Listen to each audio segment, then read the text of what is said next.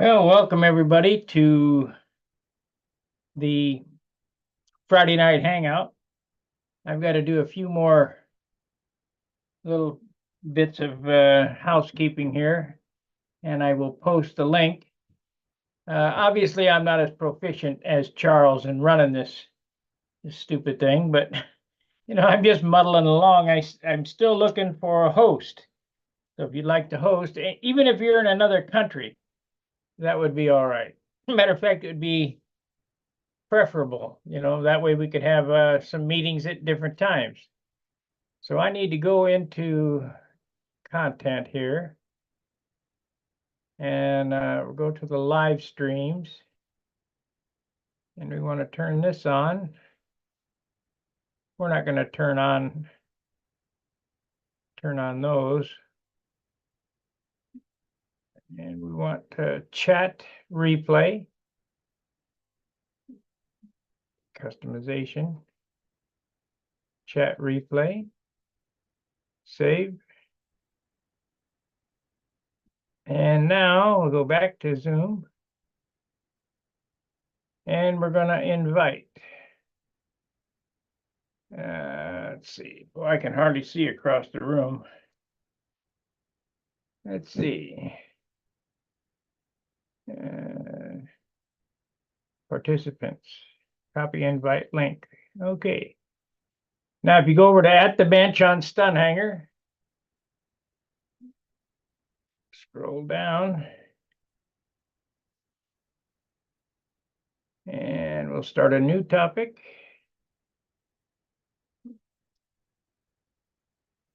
And that's going to be Friday night chat. Friday.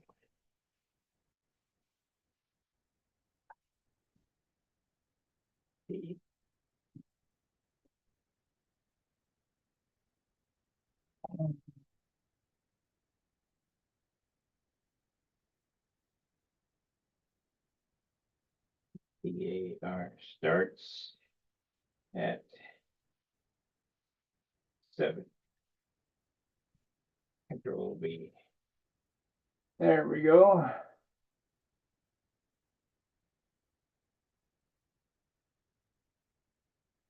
There you go. You got the link over there on Stunt Hangar.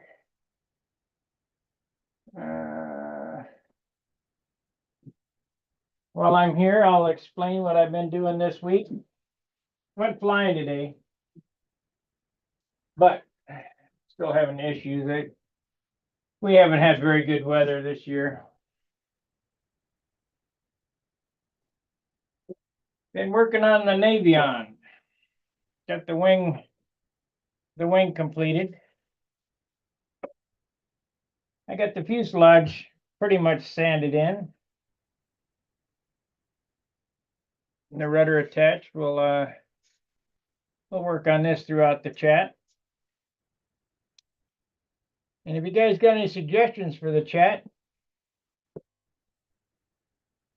please let me know.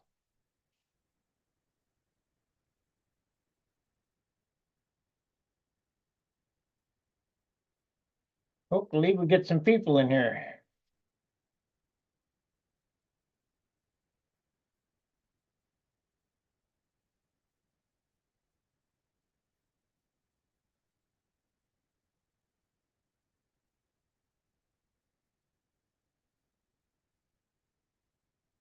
Cute little airplane.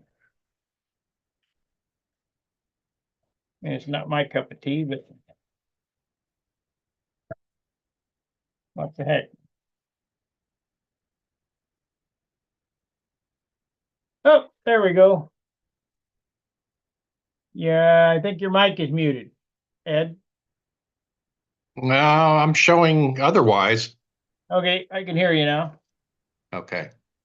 Yeah, evening. Good evening.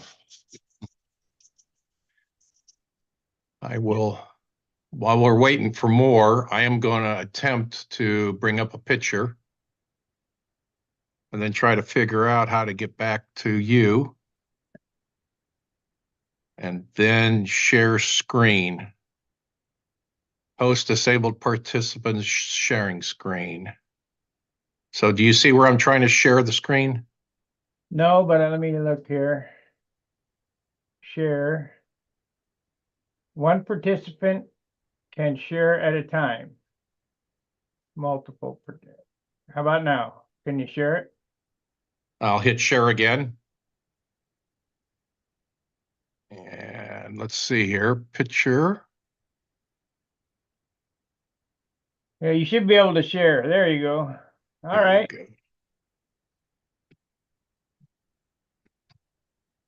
What are we looking at?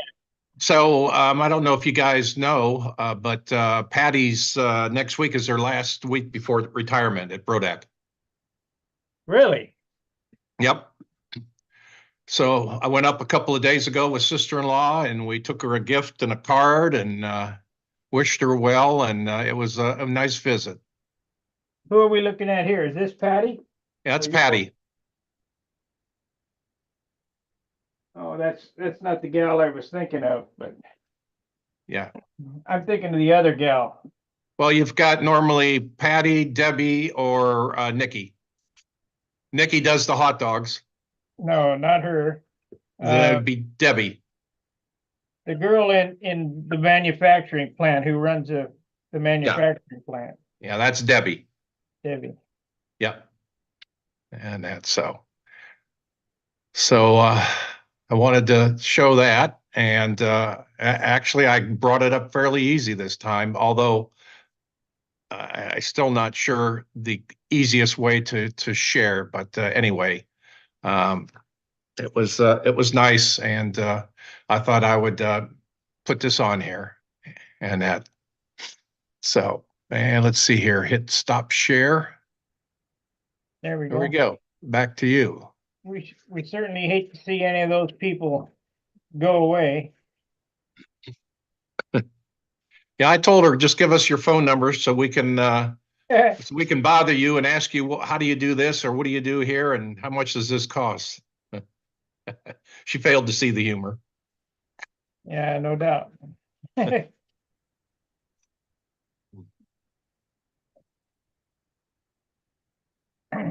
Did you follow this project?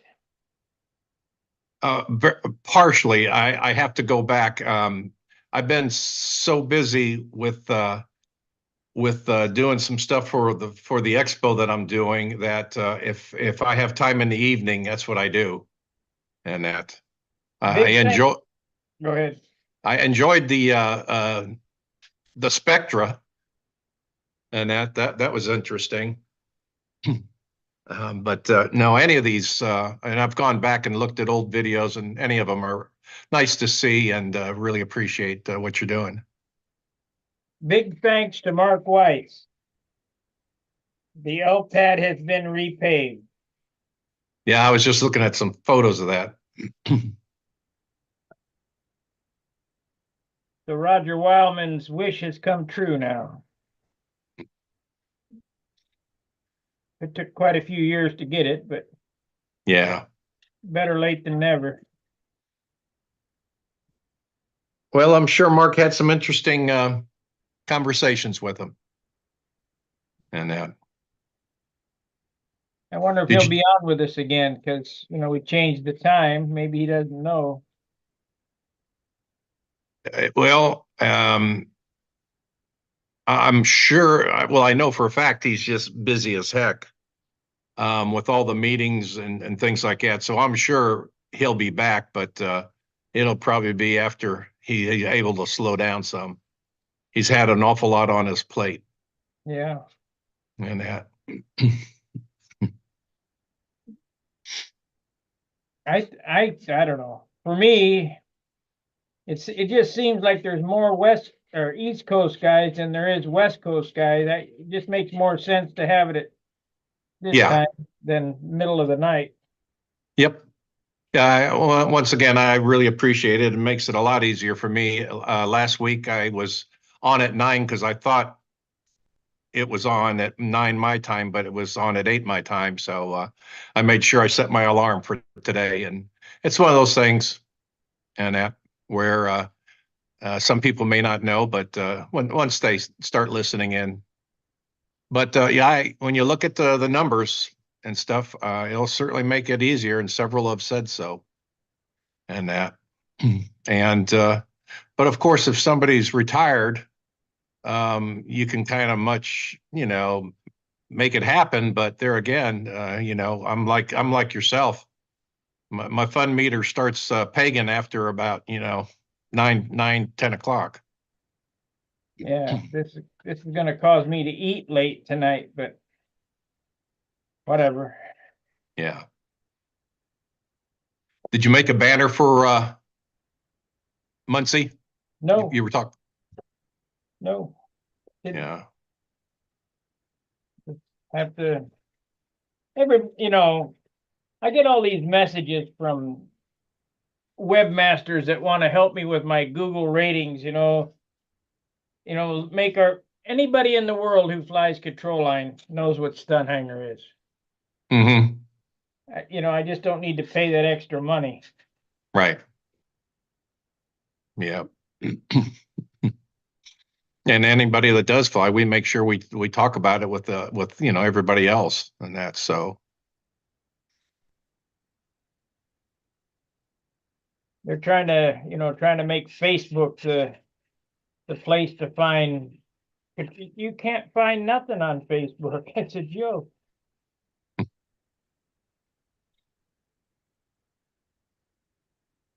I used to do build logs on Stunt Hangar, and there's a few that miss that. But time constraints, could I do building log, take pictures, edit the pictures, put them on the page, type out a script or whatever. Yeah, but I'm already spending enough time doing all this stuff. So yeah.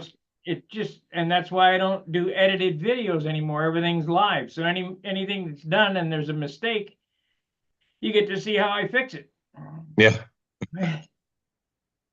Hmm.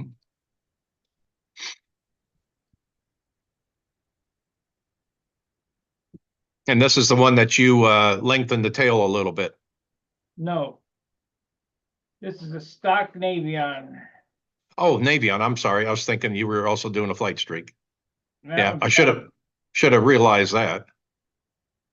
flight streak is done. We got some John Miller coming in. As soon as there's John. There we go. Hi, John. How you doing? Doing good. Great. This is the 6th day for this airplane. Really?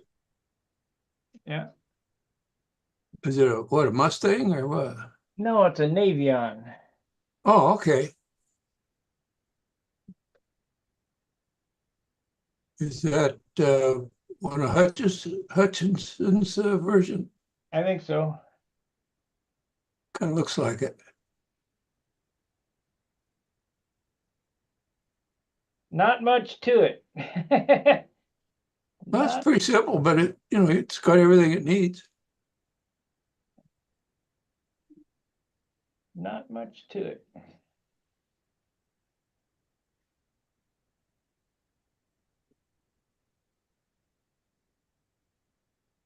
What color scheme you planning for it?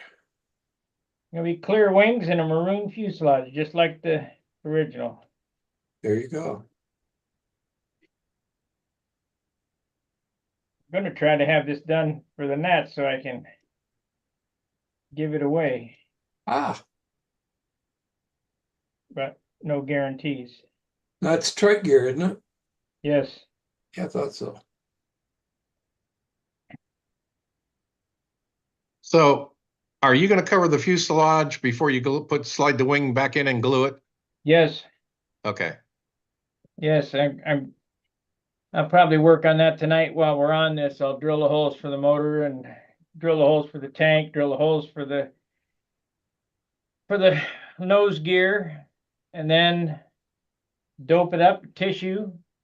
Yeah. And so this will all be finished in clear, and then put Yep. the fillets in it, and then tape it off and spray the fuselage, and it'll be done. Yeah. Gotta make shit easy.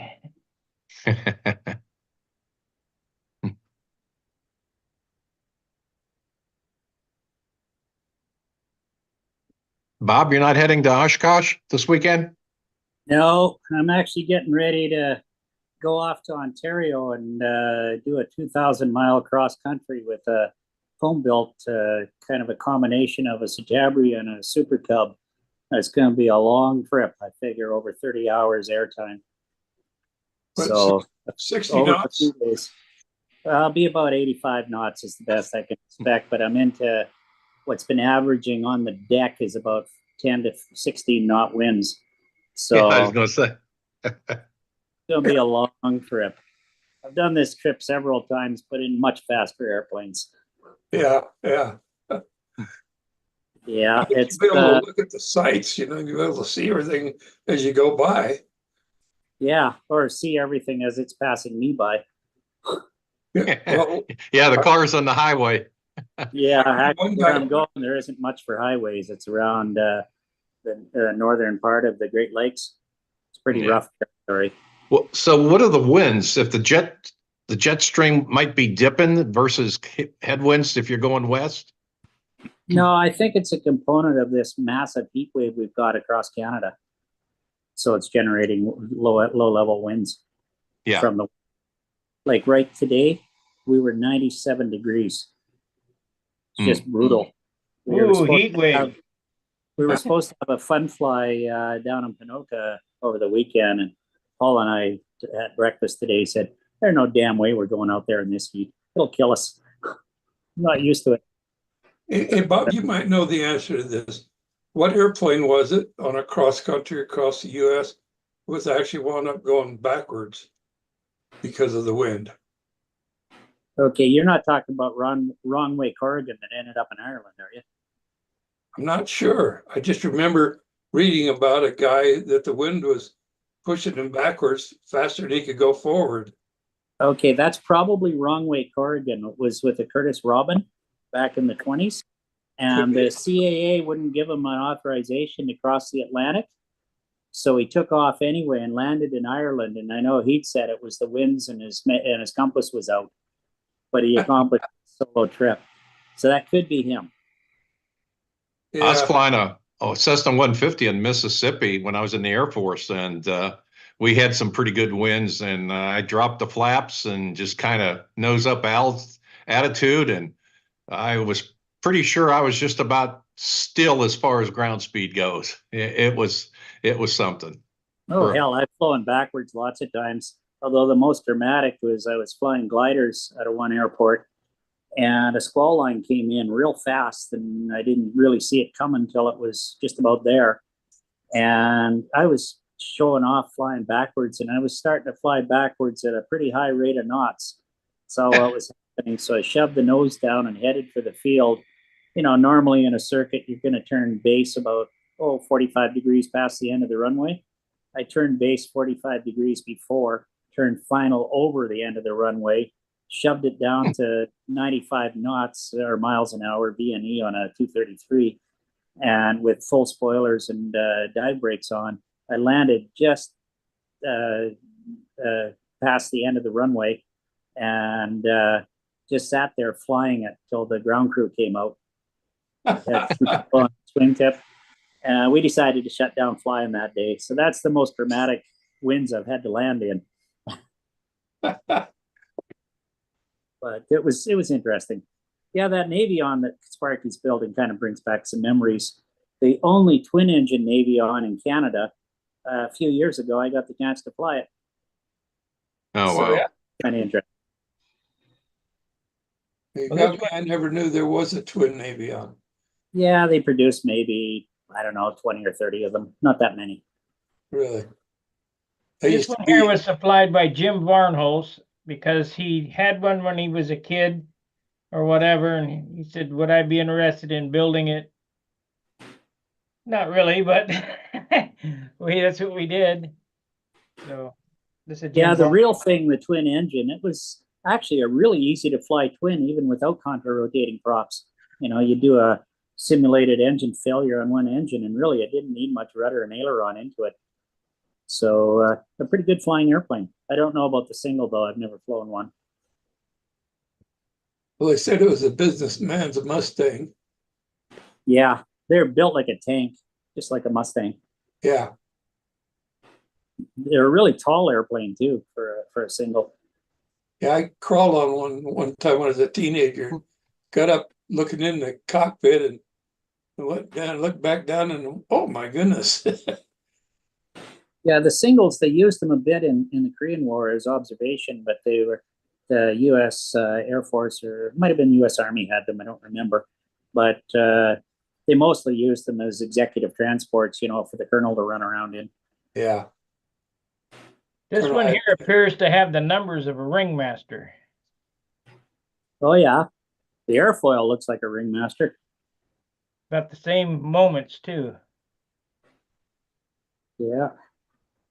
So I was just given a brand new FP25 today, and the bones of a Voodoo. I was thinking about building another one, and it was missing the tail, but I've still got the tail hanging on the wall of my original Voodoo from the 70s when it met an untimely demise. So I could figure probably in about 5 hours I could have a flying Voodoo, There you go. just the case of getting around to it.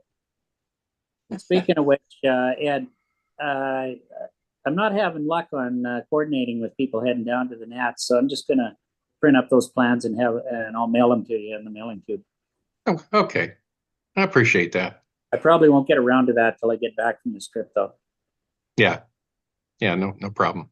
Yeah, I'm leaving Yeah. at 0 dark early for Ontario on Tuesday, so I'm figuring 4 to 5 days on the trip. It might be longer. I might have to stay over here because the forest fires are breaking out something terrible in British Columbia, and I've got to go through the mountains to get to where I'm ferrying it to. Yeah. Could be interesting. Where are you going? Coming to Ontario? Yeah, St. Thomas. Oh, you're only an hour from me. Oh, really? Yeah. Yeah, I'm west about 50 minutes actually. Oh, really? Interesting. Yeah. Nice if we could link up, but it might be a bit tricky. I'm going to get there probably fairly late on Tuesday because I've got the time zone changes too. And whoever's picking me up to get me from London to there, I've got to fly into Toronto first and then wait around there a couple hours at that shitty airport called, well, Toronto's there, and I hate that airport. And then over to London, and then get picked up there to St. Thomas. So it'll probably be fairly late, and then check out the airplane in the morning. But you know, maybe we should, if you get a chance, maybe we could. I wouldn't really have the opportunity for land transport to duck over and see you, but if you could duck over and maybe do late breakfast or something. Yeah, I'd have to see. I've got so much on the go right now. Partly because I'm trying to get ready to go to the Nats. So that might be a little rough right now. Yeah, and I So- was thinking on the way up to Barrie, I've got a niece lives there. I was gonna do a short trip on Wednesday, catch up on stuff. But on the way there, I was gonna swing by Aircraft Spruce, get a few things, and then overnight at Barrie, and then carry on around the north end of the lakes. Yeah. If you're into St. Thomas, you can go. You can talk one of the guys to take you for a ride in the Harvard. Hey, that'd be cool. I haven't flown a Harvard in oh god, it's pushing 10 years. They got 3 or 4 there, I think. 5, That's- I don't know. St. Thomas? Yeah, Cool. they're in the first or second hangar there, I think, from the where you go in to eat. So Yeah. we Yeah, see 'em this before. airplane is a cross between it's a home built, and it's a cross between a Citabria and a Super Cub. It's got a Citabria Fuse, which is a whole lot more comfortable than flying in a Cub. It's got 160 horse, but it's got Oh, wow. modified Cub wings with all the stole crap on it. So Oh, if I get 85 knots true airspeed, I'll be figured I'm doing good. It's going to be a long haul. 30 hours I've got calculated of strictly airtime point to point without climbs and descents and overnight. Yeah. So I figure by the time I leave home till I'm back to Edmonton before I carry on into BC, 4 or 5 days. I Yeah, charge the day though, plus expenses. So I typically fly about 8 hours a day on these trips. Yeah. It's the ways. Yeah, but it's nice. I'm going to be all alone. And I like that when I'm doing ferry trips because I'm always with a student or customer of some sort. It's nice just to be left alone and do my thing. Yeah. That's all right. Yeah. So what have you been up to, Stuart? Me, just flying. Went out today. Len was there and Tom. It was a nice day. Oh man, it was like 68 degrees and it was like zero wind. So it was really. Wow. And then we're gonna be. I think it's if the weather doesn't change. It's supposed to be the same tomorrow. Yeah. I wish we had that. We're just roasting here.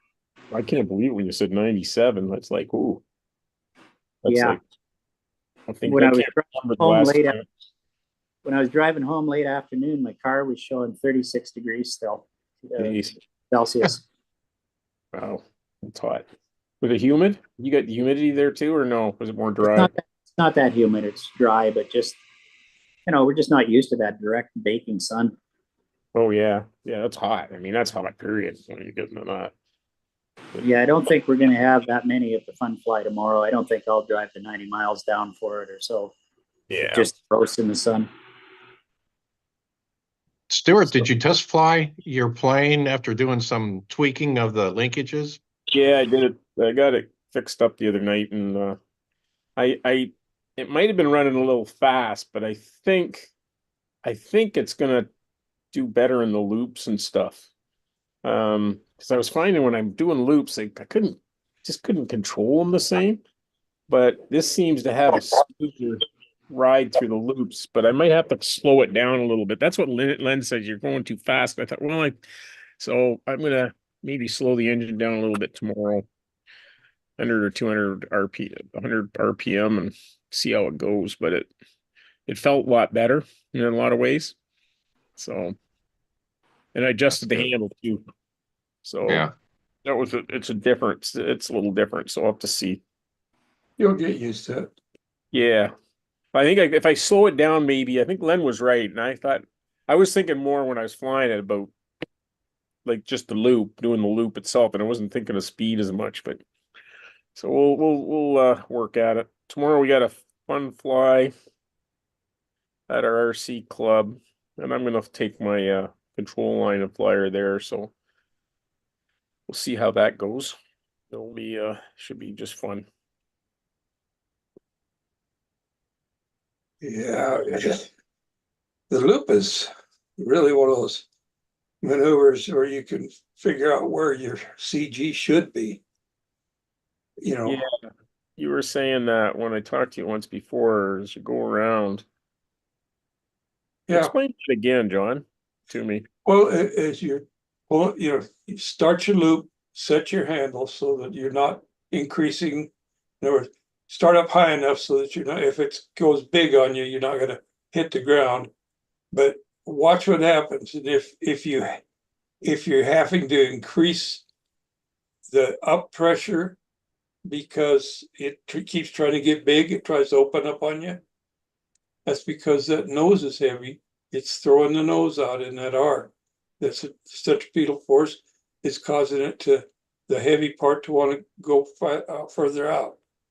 Okay. Same thing's true when you go the other with the when it goes the other way. If the tail goes out and it starts tightening up on you, then you're tail heavy. You need to take some weight off the tail or put a little weight on the nose. But once you get that balanced and you get set up to where it's turning the same both directions, your controls and all that, you're on the road to getting trimmed out.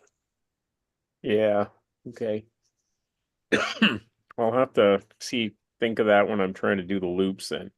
But it Yeah, seems to well, it's hard to say. I mean, I might have just made the loop big, but when I did do it, I kept it, it seemed to track in the same on the three loops. See, that's what you want.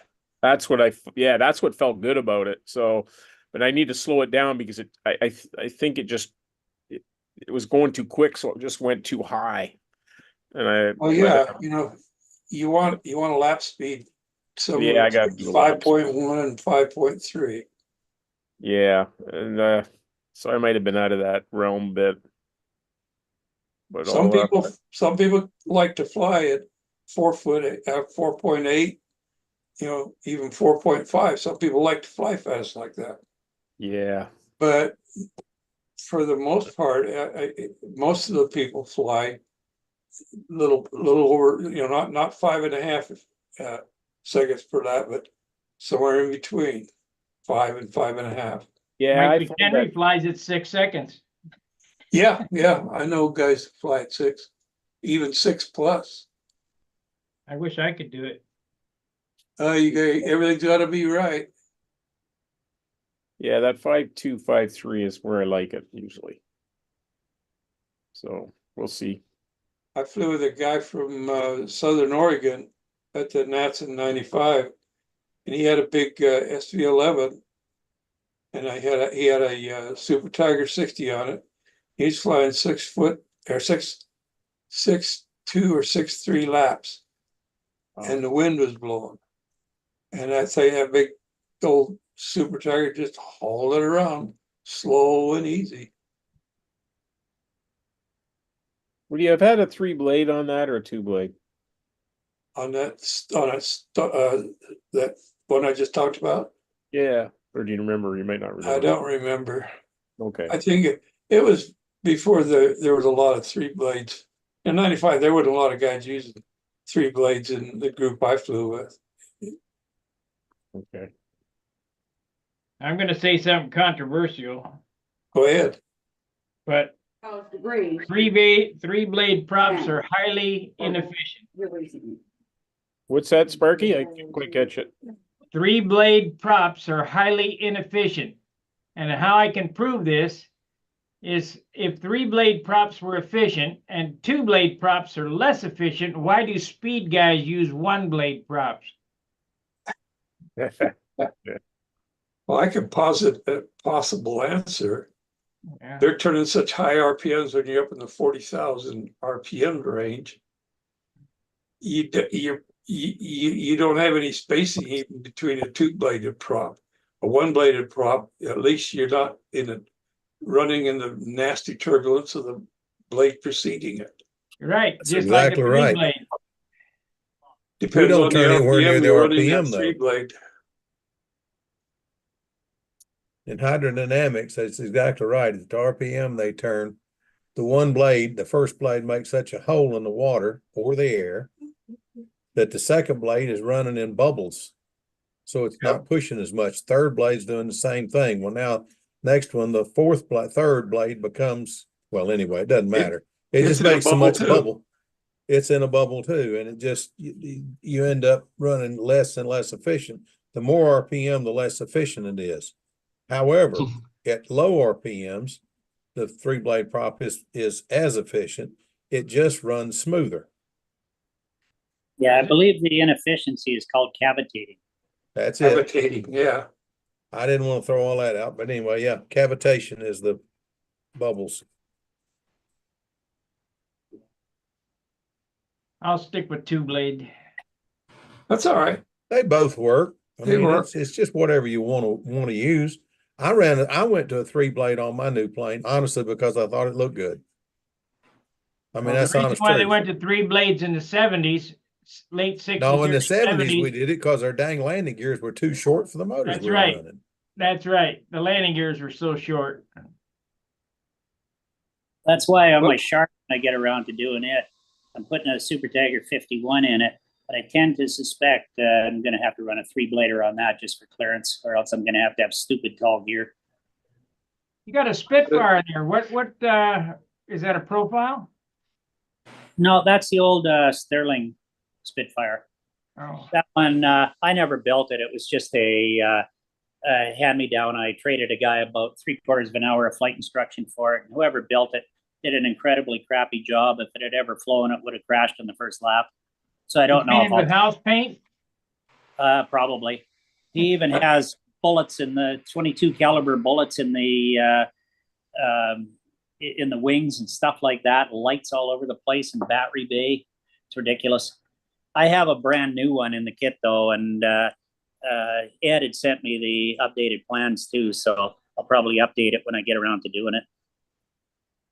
Telling you what, that the updated one, the wing's a little thin, but I've got to have one. That thing's nice. That was not even on my radar for one to build. Who But it is updated it? now. Who updated it? Walter. Well, Walter and Dennis Adamison. Oh, okay. Yeah. Well, Dennis. and They've got I an do electric the, front I do end the in it. plans It's just, for Walter's kit. well, you So, must have done it then. okay. Well, I can tell you that the differences between the plans that I had, that came with the plans, column plans that came with the Sterling, wasn't much.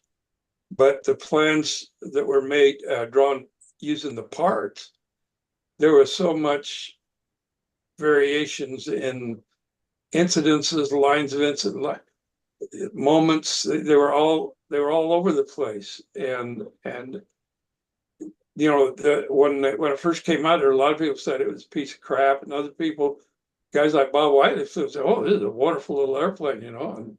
And I got fun when I did the plans. I realized with all of the guys that knew how to build were taking care of those problems when they built it. They were measuring and taking care of it, I'm sure.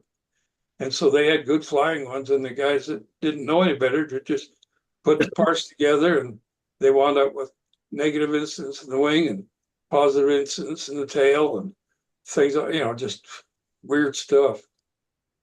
Yeah. So I got another show and tell if you want, Sparky. It's not confined stunt, but it might relate to Stuart. Brand Oh, new Lord. Mini 4 Pro drone Oh, boy. with the fancy transmitter and all the extras. And what I got this for is my old Mavic 2. They're not supporting it anymore. And I got my flight test coming up. I have to do it by the 15th of August for my, well, Stuart might relate to it, for the advanced R pass. Oh, yeah. Okay. I'm looking at this towards my, you know, it's a supplement to my business. Yeah. But You said that. That's right. How much do they charge you for that, to do that? well, I don't know what they're, well, if you do the full course, I think it was about 600 all inclusive, plus of course the drone. But I got the COPA scholarship, and I have to have it done by August 15th because I kind of dogged doing it. So Canadian Owners Pilots Association, they gave out 2 scholarships last year, and I got one of them. So it didn't actually cost me anything for that. But the course to do that, our pass thing, or like the advance, is $600. Well, through Coastal Drones it is. I don't know about others. Supposedly Mac's offering it, but this Well, is yes, what I thought. I thought they had that for, it didn't cost anything, but I don't know. yeah. If you're through Mac, all it's costing us is our membership fees that we paid for the RCers to take advantage of. But you know, in my case, I didn't have an option. It was done through this company. Yeah. So online, so I just did it, and they're supposed to assign an examiner locally for me. So when I get back, I'm going to do it. But Let me get at the chat box for a second. Marcel Legrand says, hello, everybody at Stunt School. Stuart Morris says he can't get on, but here you are. Yep. Basically, I was looking at the bench Stunt Hangar. I searched, I couldn't get on. I couldn't figure it out. So then I changed the search and I got on Friday night Hangout. So that worked. Well, you go down to at the bench on Stunt Hangar, and it's the first post in there. I don't know. Maybe I just did it from the way I used to do it, and then it would come up, and then I just click on it. But Sparky, for me, I was checking my iPhone, and you said you were live, so I went to Stunt Hangar, and it wasn't there. That's right. And so I just waited another 10 seconds. Yeah, another 10 seconds, and then it popped in. Right. It takes me a minute to do all this stuff. I got to go live first, then write the invite on Stunt Hangar. I can't invite before I go live. And then Terry says, let me see here. I can't read across the room. Terry says, good evening, Sparky, Marcel, and Stunt Crew. And then, of course, Daniel Berry Sports says, Yo. Okay, carry on. Yeah, for me, it was easy to get on. I just stumbled upon it on YouTube. I didn't know there was a different time, and I just turned the TV on, and there you were. It said it had been on 5 minutes, so I just went into Stunt Hangar, clicked on the link like I always do, and bada bing, bada boom, I'm in. Right. Yep. Yeah, that's Where'd the new Bob Hunt go? time. Hey, I got something to share real quick if you Lay it want. on us. Primarily since Phil's here, it's basically for Phil. Because he's been waiting for this. Oh, come on. Oh, come on. Thing is stuck here. I moved it down to the bottom so that I could see what's going on after I'm setting it up again. Here we go. Now it's coming. Okay. Let me open this up.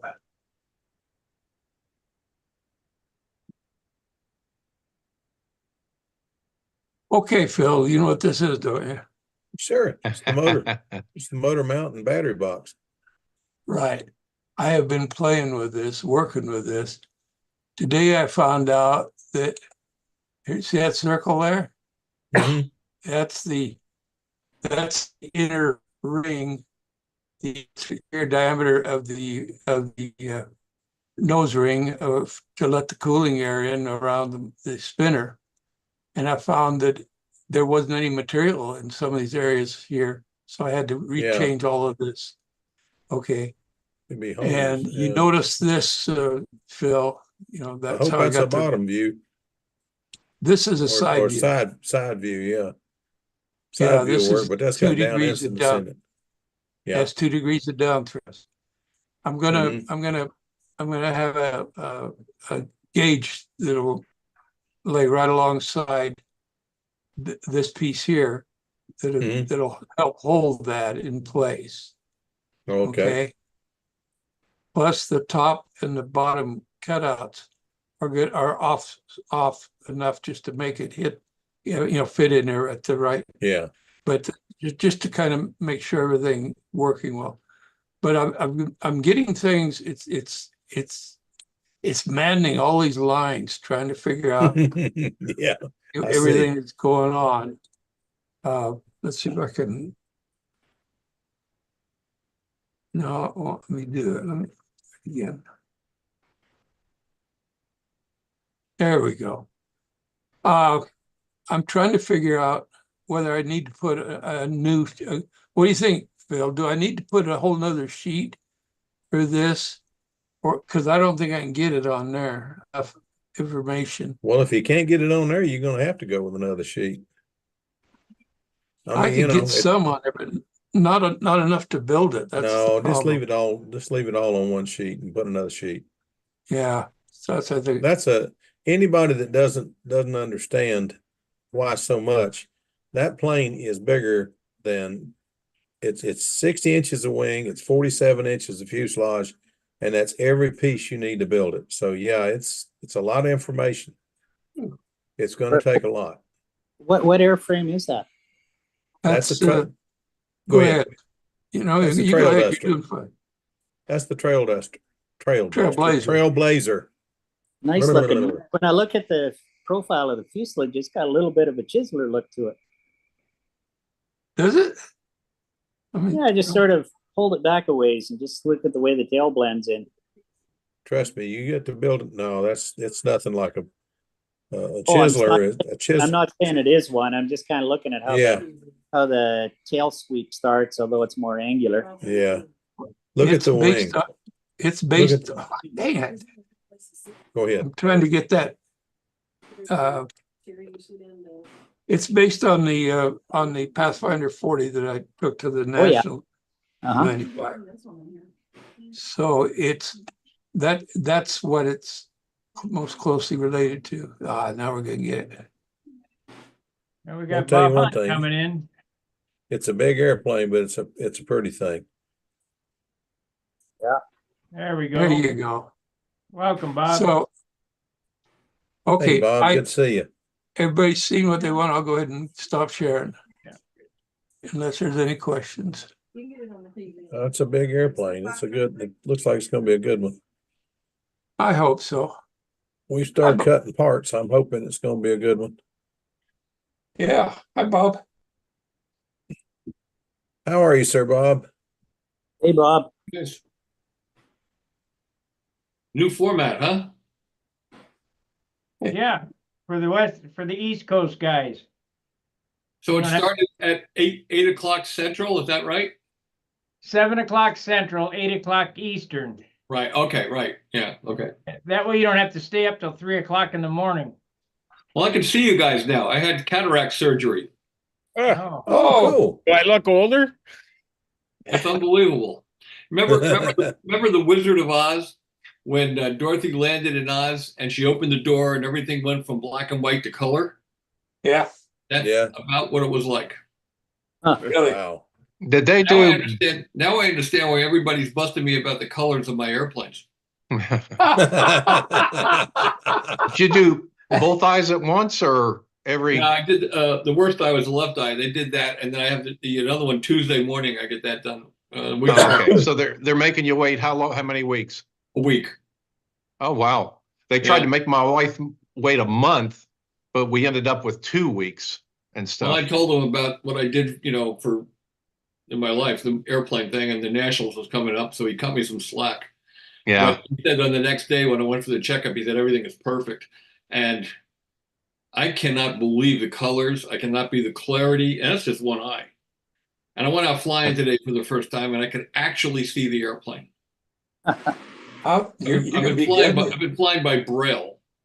You're gonna be deadly at the Nats this year. I could maybe be a little more dangerous than I have been in recent years. Yeah. That's good. Yeah, I feel good. Now, if they could just do the same thing with my back and legs, I think I'd be all right. Yeah, good luck with that. Well, they say Harvard has discovered a way to reverse aging. So, maybe there's a chance for us. Really? I need it. You're turning into a $6 million man then, Bob. Yeah. Well, yeah. Well, my income, it's more like $6 man. Is that Canadian or US? Canadian I is. talked to today. Mark Klopinski might be on with Gordy. He's up at Gordy's house. Is it that time? Yeah, it is that time of the year. Yeah. Yeah, I had a talk with him this afternoon. He's going to the Nationals. Gordy's not going, but Bart. Mark's going with Brent? who's he going with? Forgot who he's going with. Somebody else. Brent? Oh, I know who you mean. I never can remember his name until somebody says it. He lives there in Salt Lake. He's a real good builder. Does beautiful scratch building. Yeah. Is his name Page? Oh, that's Page is an ex-combat flyer, turned into a stunt flyer, and Yeah, he's going to go too and fly at the Nationals for the Yeah. first time. So. Roger. That's the guy I'm thinking of. Oh, okay. Yeah, Roger's got one of. Oh, he's going. No, he's going with Jim? Rhodes. Jimmy Rhodes. Yeah, Yeah. be an interesting trip, huh? I hope he's got patience. Rhodes and I, we roomed together at the Worlds in Kiev. 96, I think it was, or 98. That had to be interesting. He's actually interesting to talk to. Oh, he's a cool guy. Yeah. Yeah. It's fun. So, got a burning in my eyes. Fortunately, it's my other eye. It's the eye that's yet to be worked on. I think I got some salt in it or something from flying today. It's just years Bob, we're ago. not salting your roads yet. Good gracious. How's your little twin coming along? Oh, it flies great. I flew it at that Ski Dombrowski fun fly. Everybody loved it. So, Cool deal. yeah, it was How great. about the American Spirit? Is it come That's along? been put on the back burner until over the winter when I can finish it properly. It's just too much Okay. work, and with all this eye stuff going on, and Yeah, I understand that. I had to go shopping for a Lincoln because I had cataracts.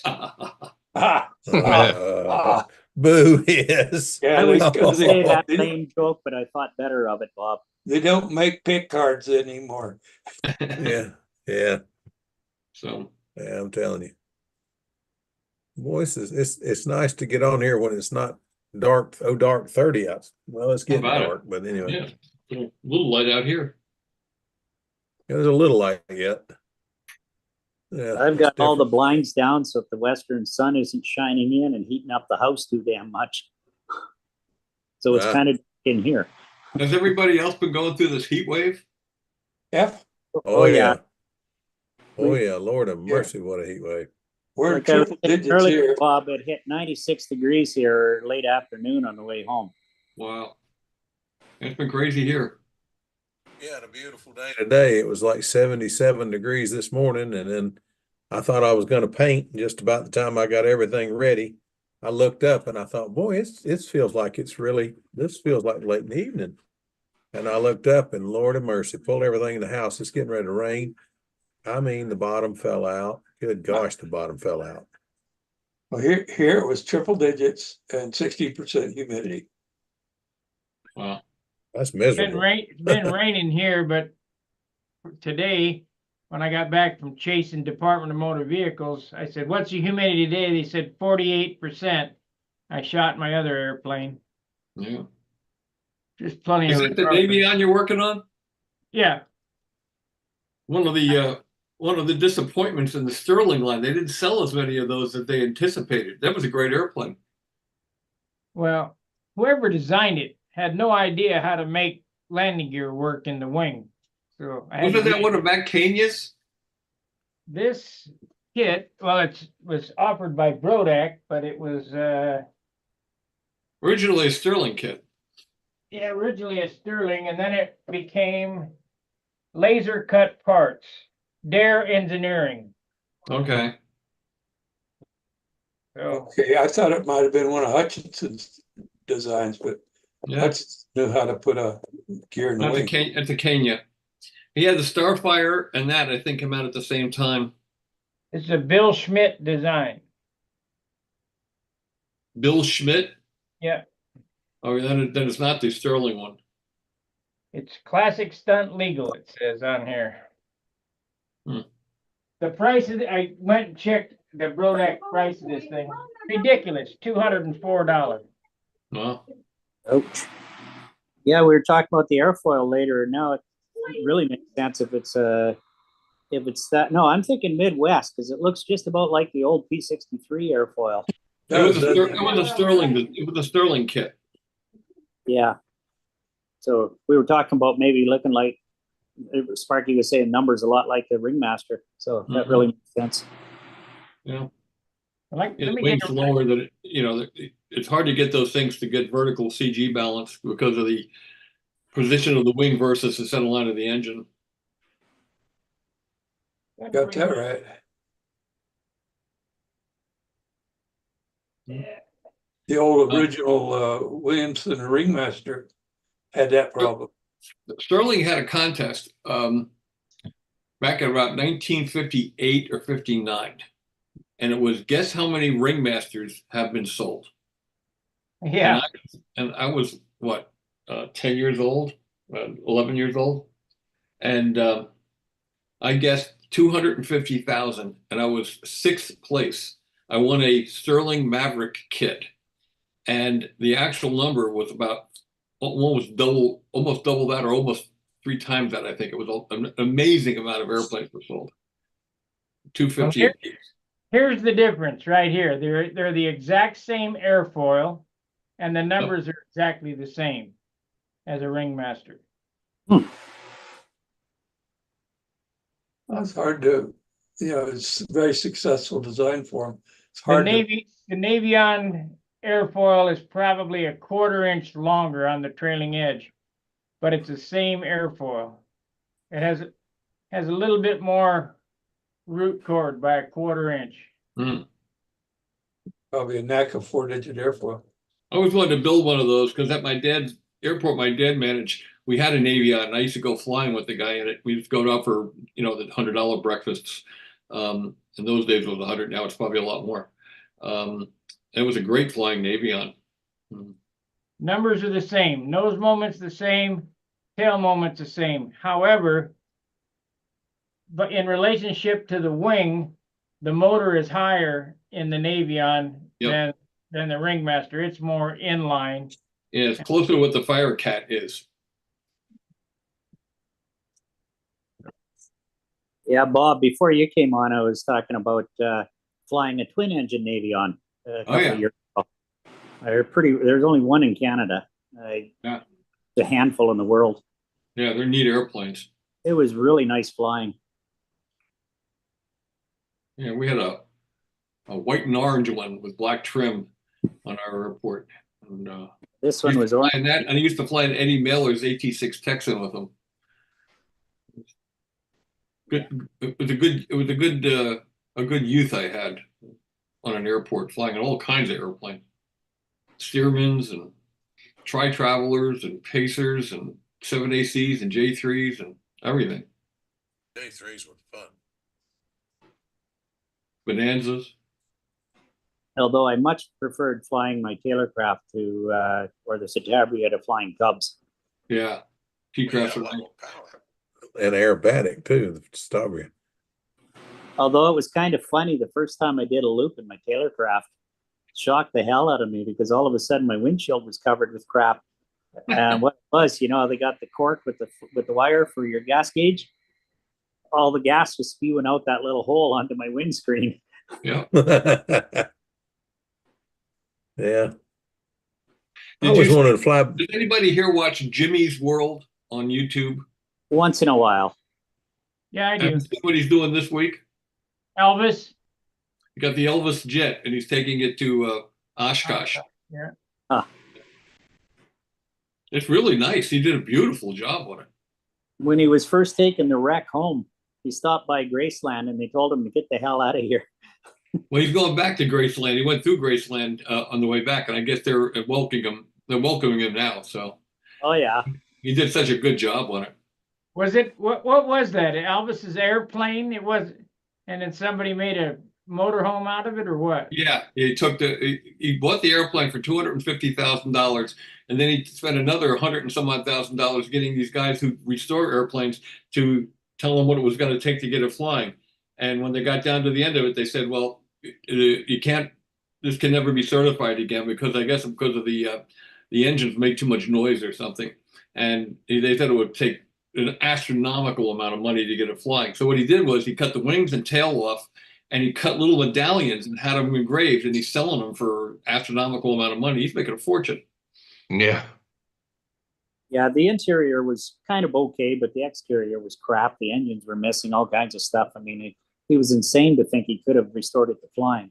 Now it's beautiful. He had it all wrapped in vinyl and had the interior completely redone. The only thing you have to do is it's a pilot seat and the co-pilot seat aren't done yet. They're supposed to be done, I guess, and shipped to Oshkosh in time for that. But the whole interior has been redone in the back, and it's gorgeous. I mean, it has a bright stainless steel bottom on it on a motorhome chassis, and it looks great. Could you imagine driving that thing? Yeah, man. He had a hard time getting it certified for driving, but apparently they finally let him do it. Well, it's been done before. There's been a couple of DC-3 fuselages done as motorhomes, wider than that jet. Oscar Mayer had one. It's something. Yeah. Well, I think I'm building a Navion, Sparky. Pardon me? Why are you building a Navion? Jimmy Barnhole sent it to me. Oh, Yeah. okay. He asked me if I'd do it. I said, yeah. That's cool. I got a call from Michael Smith at the AMA Museum, good friend of mine, and he asked me if I knew anyone that would be willing to build a museum quality replica of the Sammy Mason B-17 that Bob Palmer and Madman Yates did for Air Trails back in the late 40s or early 50s. He's looking for someone to build a museum quality replica of that for the museum. So, Sparky, You gonna build it? I'm not going to build it. Well, I'm give him my busy building name. my twins. Is he gonna pay for it? That's what I want to know. No, they're not going to pay for it. Oh no, can't. I can't donate the wood and all that. No, that's okay. I think Gordy's going to do it. Gordy, I told Gordy about it. He's interested in it. Oh, he's not. But you were the one that said something today on the phone. Oh, that was Bart talking, not me. Oh, okay. Well, I could hardly see his lips move when you talked, you know? Yeah. Yeah, I was busy repitching props when you called, or when he called you. We're Speaking going of to find somebody. We got to find somebody to do it. Yeah, speaking of props, Gordon, was it you a few weeks ago was saying you'd be willing to trade a couple of 11.6 EWs for a couple of 13-inch rev ups from me? Well, the other way around. I've got the 11.6s. No, not what was it, 16 something? No, I've got about 9 or 10 11.6 EW rev ups, and I'm looking for some 13s like this one is. And somebody a few weeks ago said they might be willing to trade off a couple of them. Yeah, I'll have to go down and dig them out. They got a million props. So they're I'm sorry, 13.6.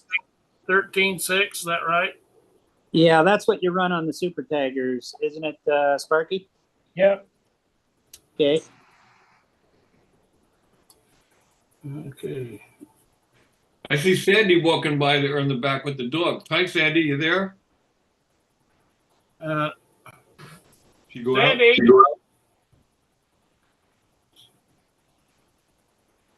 She went by with the dog a minute ago. I'll message you my contact info, Gordy, on the site here right now. Yeah, let me find out if I got them and how many I got.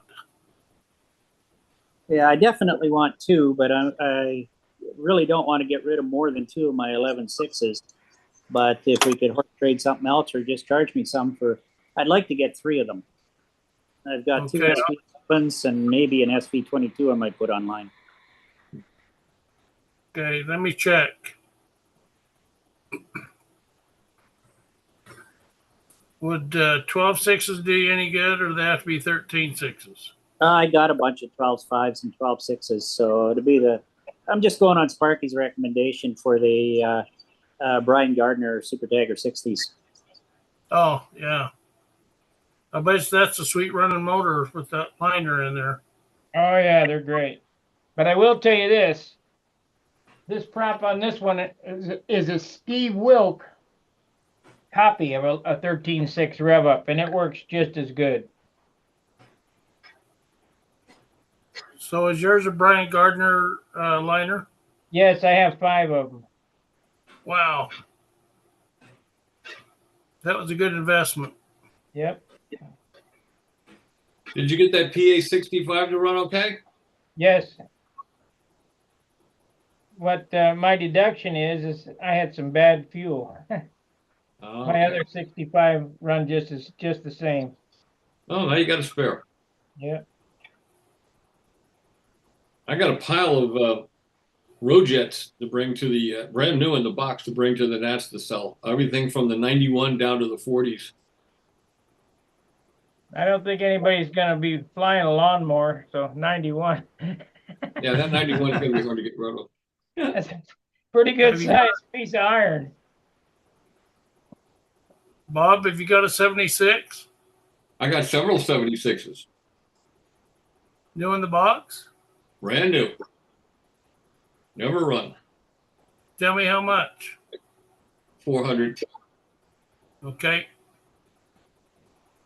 How many do you want? If you want Barton to pick one up, you know. Yeah, I only need one.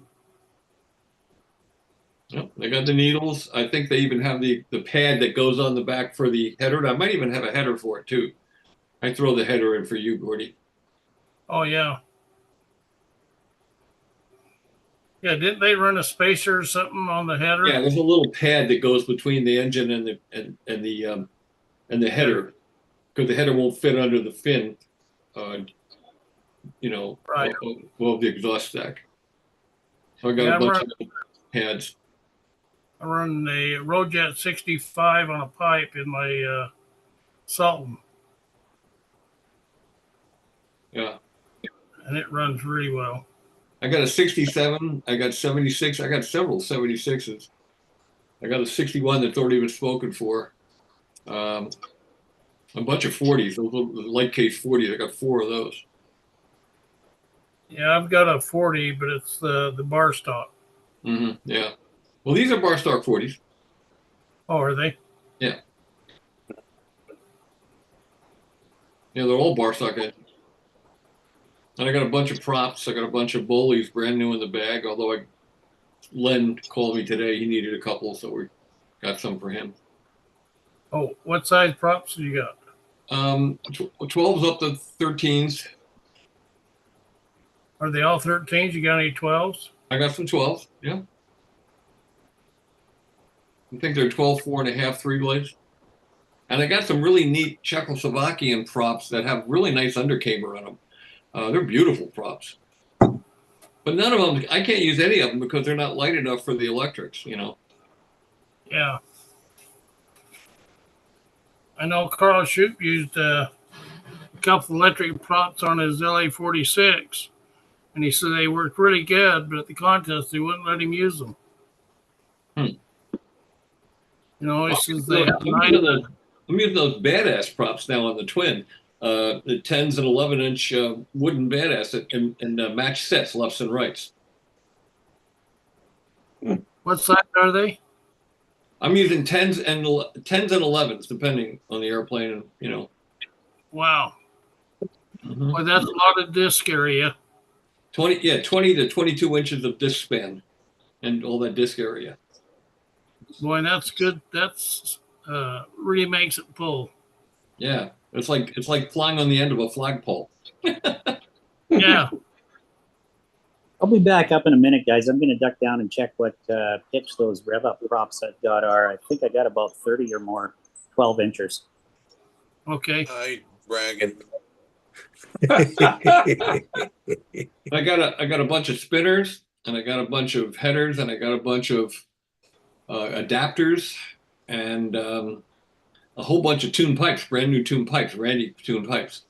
They're going to be there too. So I might see on a tuned pipe. yeah. Are you sticking around for the Worlds, or are you going home? No, I'm going home. I can't stay for the world. My wife still works, and she goes to work 2 days a week. And you know, we have a golden retriever who thinks she's a human, so she doesn't like to be alone. So I got to get back for the dog. So, how much for a sounds- 65 pipe, Bob? What's that? How much for a 65 pipe? I'll call you. I'm going to get about $80 for the pipes because Okay. you know they're going for well over 100 now. So All right. Hang on to one for me. I'll see you at the Nats. okay. I got 181 or 182 rev up propeller in a box. Wow. I'm not selling any 13.6 or any 11.6 EWs, but I got all kind of different sizes. As a matter of fact, Steve Smith put an 11.7 1/4 on his electric airplane, and he loves it. Wow. And it doesn't sound like electric airplane anymore. You can hear that propeller. They're a little heavy for electric though. No, it's light, super light. Yeah. They're a little heavy for electric. Especially if you're using a caveat, if you're using an active timer, they're a little heavy. I'll get one now. What do you think they weigh? Quarter ounce, half ounce? Well, they weigh more than 6 grams, and that's what my props weigh. 6 grams off. Hey, Bob, what size are those spinners you got? I got a bunch of Rodak and Dave Brown spinners, all machined aluminum, and they're anything from 1 3/4 to 2 inches. I think I got even a 2 1/4. Are the props cut out on them? Yeah, unfortunately, they're all tractor.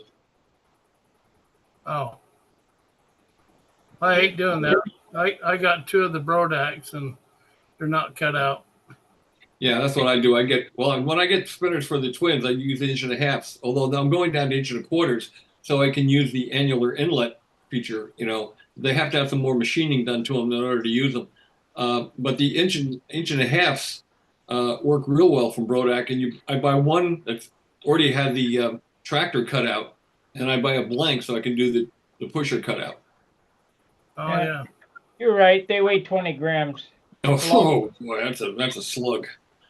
Long way from 6 grams. Yeah. But he likes it. Yeah, hey.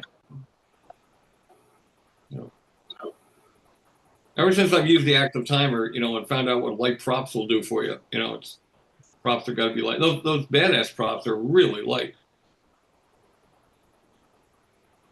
Ever get the 11.6 or 11.7s back in stock? That's the trick.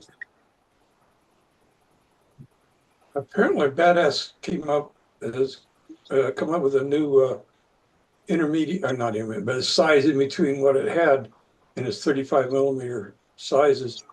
They had a 35-15, a 35 20. 20. Is that the Yeah. new one, the 35-20? No, they had the 20. They've had the 20. And they got the 35-30. That's the one. Wow, that's a lot of motor. And it's a 35-30 600.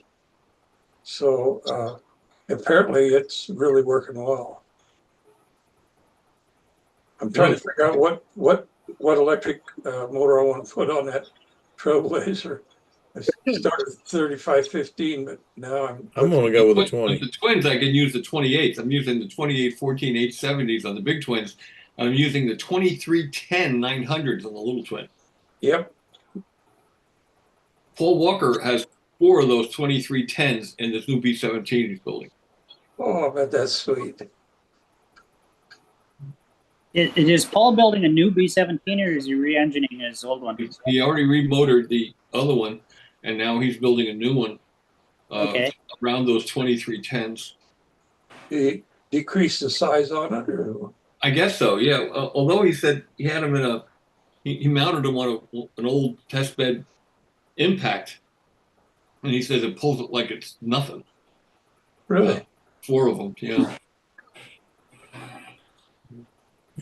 So you say he's building a new B-17? That's what I hear. Wow. It's the word. Well, the last 2 was wonderful, especially the second one. Somebody's got to build that B-36. I'm glad Mike Lonke came up. Can I talk to Mike for just a minute? Go. Mike, I'm going to be making a trip to Dallas, Texas area after the Nationals, about maybe a month after the Nationals. Is it possible I could stop by and see you? You invited me to stop by sometime. I can't hear him. You're muted. You're muted, Mike. You're muted, Mike. Absolutely, Bob. Do you have dates of when you're going to be passing through? I'll let you know as soon as I know, and we can maybe coordinate something. We'll go to that Bluebird Cafe. Absolutely. I'd love to have you, man, for sure. Yeah. As long as I'm in town, you are welcome to pop in. Cool. I jumped on here because I was watching on YouTube. If you have more 65 pipes, I know Sparky said he wanted one. I would be interested in 1 or 2 as well if you have that many. Well, there's still that. John Hill's bringing them to the Nats for me because all this stuff got out of Les Demet's collection. He gifted me all that stuff. So he's going to bring all the pipes. He said, I think there said there are 15 or 18 of them. They're all brand new. I would like 2 65 pipes if you have them. So just put me on the list with Sparky. Yeah. The other thing he found, and none of this gets sold, I love those CAS 90 millimeter handles, and they're like hen's teeth. You can't find them anymore. You don't make them. He found a box of them. I got 2 of those, and when I'm not using my Smith Brothers hard point, those are the handles I like. And I think I've got one that's smaller. Did he make like a 80 millimeter? Yeah, he made an 80 millimeter. I like the 90 with the extenders. I'm running over 6 inches of line spacing now. Mm-hmm. Yeah, I got 2 of the 90s and 1 of the 80s. They are nice handles. They're really light. Man. Yeah, they're real nice. Although there's quite a few of them in bags, all brand new. So.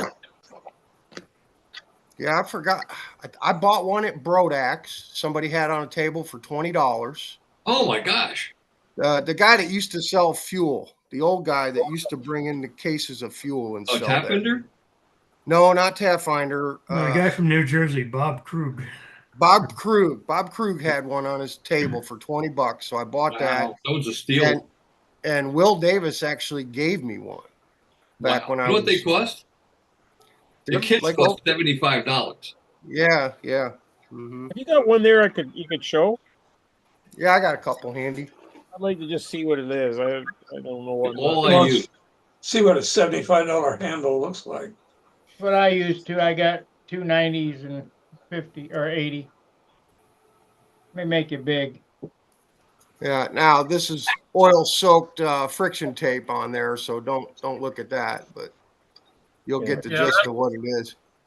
That's the one I use, Mike. Yeah. Yep. I'm not. Am I big? I'm not big. I don't think. No, I can't. That's can't- okay.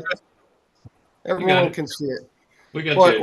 what I like is if you need narrow spacing, you can actually flip these around Yeah. to get it all the way down. And if you want the max, you just flip that brass piece over, and then you can get out. And that's one of the older ones, because the newer ones, the last ones he built had a flange that you go up, you could make it go up even further out. And I'm further. moving out towards 6.5 inches now. Oh, okay. And then it's just got a 3 millimeter, couple of friction washers in there Right. with a 3 millimeter bolt for the Right. cables. They work But it's great. very comfortable, very light. It's balsa on the sides, so I mean, it's aluminum and balsa. It's really well made. I And wish he'd make them like again. Yeah. Great handle. Keith Trossel, I see that you're in. Let's hear from Keith. Hi, Keith. Good to be here. So, Bob, do you know anything of what's going on with Casman Auto? I haven't talked to Kaz in a long time. I haven't either. Last time I talked to him, it was at the Nats. Yeah, me too.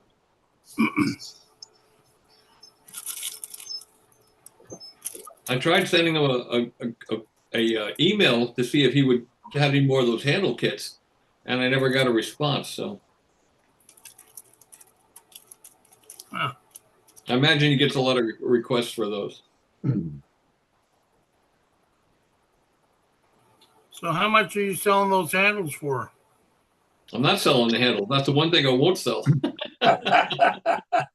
Oh, I thought you said you had some Cas handles.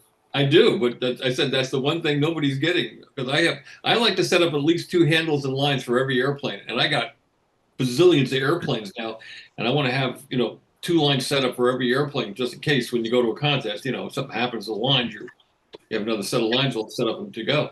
So I don't have enough handles now. I got 7 of them, and I'm hoping to get like 12 or 15 of them. Well, you hog. Yeah. Guilty. Hey, listen, I'm selling everything else, and I'm selling at good prices. So come on.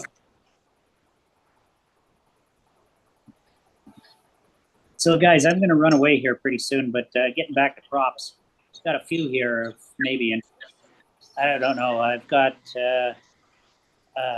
Don't know if they'll show up on there, but if anyone's running 4 cycles, I've got some of these 12.7s that I'll never use, and I don't know if these are any good or not. I've never run a zinger. I've got some 12.6 zinger props. Has anyone got an opinion on them? They're Yeah, good prop they're kit. more accurate pitch than the rev ups. Pardon me? That 12.7 rev up you got is really a 12.6. Oh, yeah. Yeah. That's why they rev up, because they typically come out when you pitch them about an inch under an advertised pitch. Okay, and then Mike, I don't know if you still have any of those 12.5s, the packages of them, but if anyone's really needing some in that size, I got 30 of them from Mike, and that's more than a lifetime supply. So, they're horse traders. Those are the only rev up props that are true pitch. Those are 5 pitch. Yeah. Yeah, I still have 100 of those. Yeah. I had 700 of them at one time. Oh my gosh. Well, I sold 600 of them to everybody on the forum and through the hangar, through Stunt Hangar. Yeah, you sold 30 to me. So 30, yeah, I was selling 30, 50 at a time to guys when I put them up, I don't know, 3-4 years ago. I forget when it was. Yeah. I found those on RC Hangar swap. The Wow. guy had a package of a dozen listed, and I messaged, I said, how many you got? Well, I bought a dozen. He says, hey, I got more of those in my storage unit. I'm like, how many? He goes, I don't know, 600 or 700. I was like, you got to be kidding me. Because he bought them out. You know, some of them aren't marked because they were for the drones, the MiG drones that the Army used in the 90s. And then in the 2000s, they showed up on the swap meet circuit. And this guy ended up with 700 of them, and I got a pretty sweet deal on them. So I resold them and kept a bunch for myself. Yeah, and these ones are marked on the hub, not on the blade. Yeah, they don't have the logo on both sides, but I cut them down to 11 for the 46 for the LA 46, and they're a really good all around prop. Yeah. So if anyone's needing them between Mike and I, there's lots of them out there. Oh, I sold all I'm selling. I'm hoarding the rest, man. Oh, okay. Yeah, you need a couple of hundred for yourself, you know. Well, John Sukulak, he just come in. The way Sam breaks props, yes, I do, Bob. Hey, Bob, I made a on your recommendation. Oh yeah, you got your little gurney flaps. Got a little gurney flaps here, and just as a FYI, if you can't ever find yellow dope, go out and get or whatever dope you need. Go out and get you a little bottle of fingernail polish. I just sent Howard the specs, and he just prints them off for me in the right color. He prints them off in the right color. That's nice. Yeah, I've got the airplane I'm going to use at the Nats. I've been struggling with it since I lost my other one, and it's pretty heavy. It comes in at 70 ounces.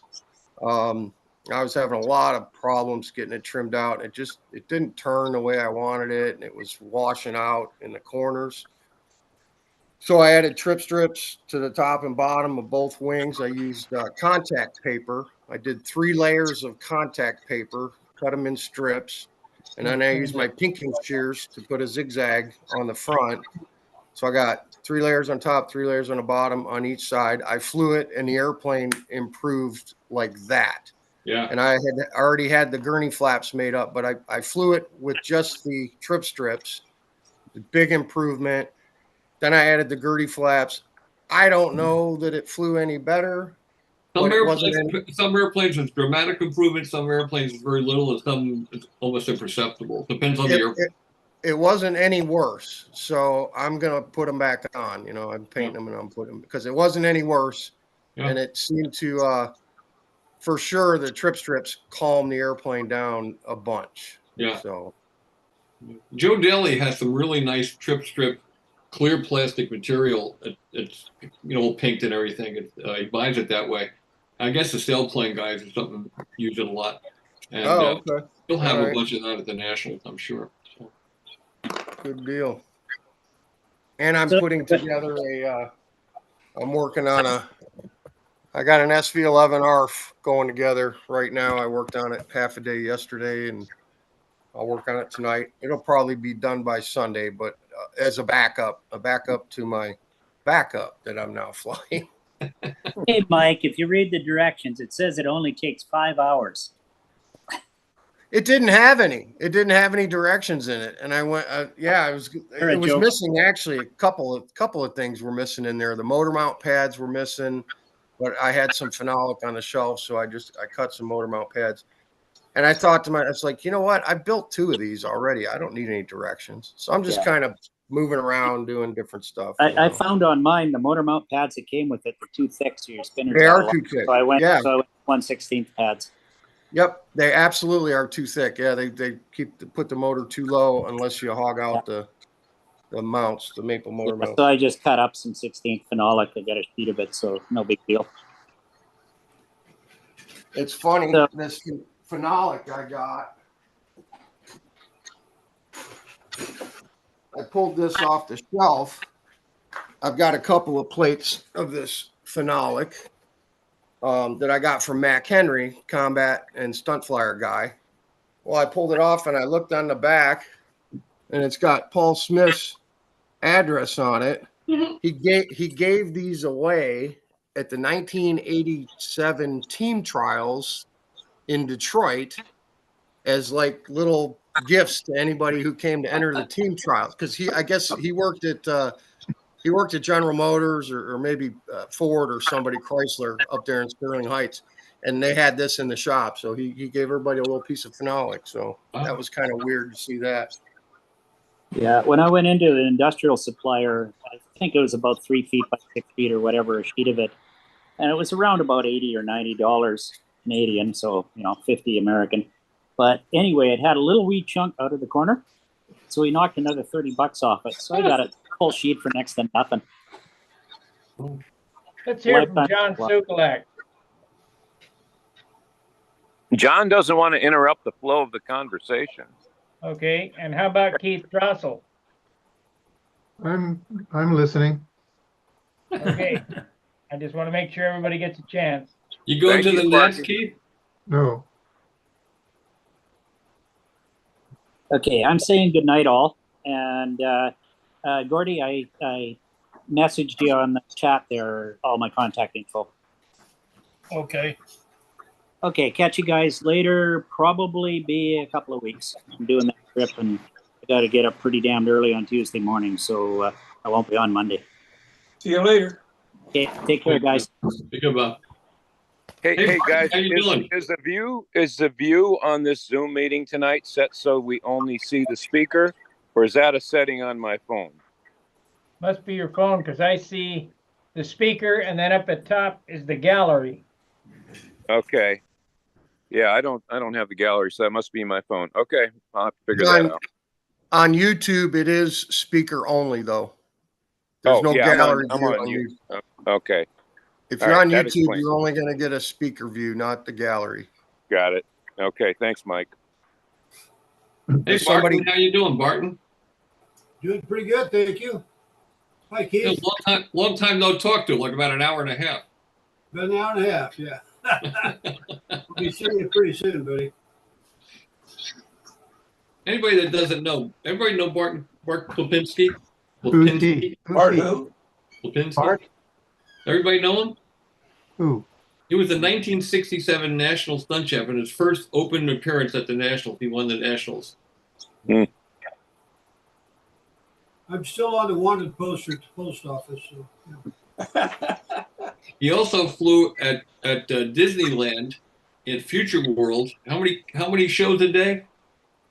In the summer, we got 10, Flying how many airplanes at one time? 3. Fox P40. Speaking, not to detract from what Bart did, because that was quite an accomplishment in '67. Do you know who was second with the '67 Nats? Dick Mathis. Dick Mathis. And Bob Gieske was third. Yep. Was this Stump the Band? What's that? Was this Stump the Band? Yeah. Hey, Bob, you asked if I could go in the Nats. I would have, but they decided to have control line scale a month earlier. Yeah. So, Going on now, isn't it? pardon? Is it going on now? No, Yeah. that was held like a week ago. It's over with, yeah. It's over with, yeah. And they had a tremendous turnout. Let's see, there were 7 individuals there. The control line scale has 6 events. There were 13 airplanes. Wow. And four people in half a scale, 1 airplane in profile scale, and 1 airplane in authentic scale. Just really a tremendous turnout and response, I thought. And the restaurants on McGallagher must have been mobbed, huh? Yeah, and they hadn't fixed the circles yet, and I guess it caused some problems for a couple of the guys. That's about Well, all. circles are being fixed as we speak. They're actually working on them, and they're ripped up, and they took 4 inches out of the L pad, and they put a 2-inch base in, and then putting another 2 inches on and rolling it. It'll be ready for the Nats and the Worlds. And they're fixing the other sites, at least the donuts. They're not fixing the whole site, but they're patching up donuts. So Yeah. Pictures were on Stunt Hangar today. yeah, should look good. We got Mark Weiss, is somebody to thank a little bit for that. He was on the PATCOM committee and it kind of helped push that through.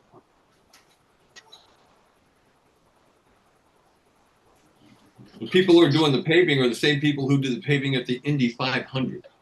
I hope they get it flat. Yeah, no banks. Yeah. I mean, those cats, they do this, they make the same mistake every time. They leave out that one little strip of brick every time. Yeah, they run out of pavement right there every time. Well, you ought to put bricks on the circles. No. You've never flown at Hobby Park. We feel like we're flying on bricks. There's so many cracks. You land and you hear your tire. You used to hear your tires go zing. Now you hear your tires go thump, thump, thump, thump, thump, thump, thump, thump. It's ridiculous. Well, this is going to be better than that, than all that duct tape trying to, patch up those half-inch gaps, Well, they're nice for the worlds too. Yeah. Put our best foot forward for the world. Right.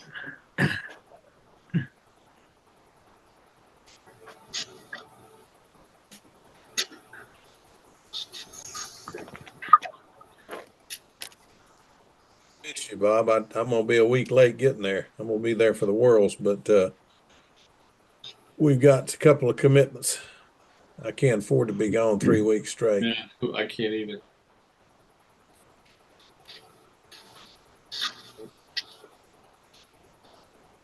Boy, like a pregnant pause here, huh? You go through those propellers or can save some of those props.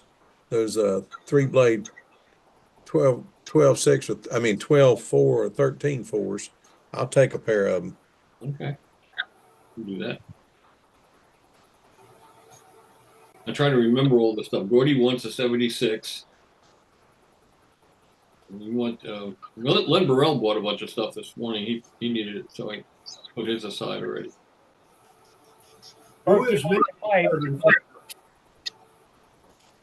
Who is making carbon fiber props now? I missed it. Hear you. You want how much are the carbon props? What about them? Who is making carbon fiber? Who's making them? I don't know. I don't think is Woolley making. I don't think he's making them anywhere. Or is what's his name down in Australia? Brian Ether should be still making them. The last I heard. Yeah. There's Joe. I bought props from Brian Ether. I bought props from Brian Ether 3 years ago, and he'll make them. He doesn't really want to anymore, but he'll do it. But he won't finish them. He'll only send you unfinished props. Yeah, you got it. A prop kit. Yes. Yeah. Yeah, Alan Raysinger from Canada makes them too. Chris Cox from Canada he's got Yeah, 3 or Chris 4 and Alan models. do them together. Mm-hmm. Yeah. Steve Wilk makes stunt props. Matter of fact, I've got one here. It's a copy of a Bolly. We got our Stunt Hangar superstar in there with almost 60,000 views. Joel Gilbert. Is that a Sterling Mustang? No, it's a Navion. Navion. Okay, fair enough. This was put up by Jim Varnholt. Wanted me to build it for him, and I said okay. And I guess we're going to give it away. Wow, good for you.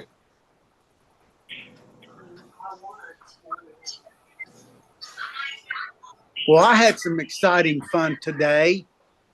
The grandkids came out and we soloed them 5 flights apiece on my little Sterling Mustang with the Fox 35. Wow. It was a good day. Good day. How old are they? 9 and 11. Wow. Perfect. Got 5 flights apiece in. Had to bend the gear back a couple times, but no other structural damage. It's all good. They were just on cloud 9. They were excited. It was fun to watch people be excited about something. I enjoyed that. They didn't try to fly below the air? No, they did not. They did not. they took off a couple times, and both of them took off and tried to go up. And you can see it just, he gave it about 3 shots of down, and the little one said, James just about messed up. I said, yeah, he should have gave it down quicker. So the next time Ben took off, it got up going pretty quick. And man, he gave it down and caught it right quick. He figured that out quick. They got to do things to see things to learn things, y'all. It's just the way it is. You can't give it to them in a pill. No, they got to go out there and experience it, no doubt. Like we did. You know, Joe, I had a good time. when I started flying, I didn't have anybody to help me, and I soloed when I was 9. I thought I was doing pretty good.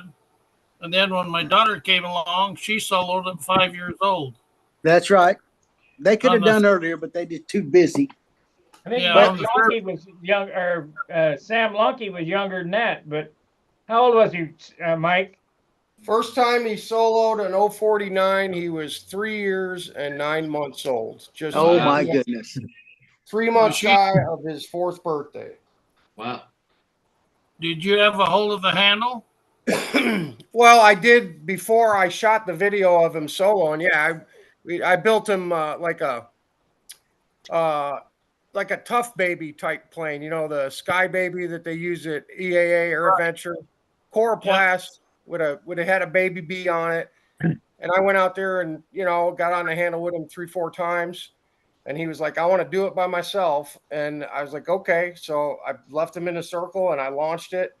And he flew, I don't know, about 12, 15 laps before he dorked it. And he just a little bitty kid. There's some really bad cell phone footage of it. I've got it on video, actually. That's cool. Oh, you know what? I could share that. I could share that video. I have it. It's on my YouTube channel. Well, while you're looking for that, I got one to share here. I got you all beat. Go ahead. I got you all beat. Have great memories Hey. and just loved What's her the to talk death. in the background? And I know. Thank you. I moved here. The warmer weather is better for me. Renting. That's from- showing?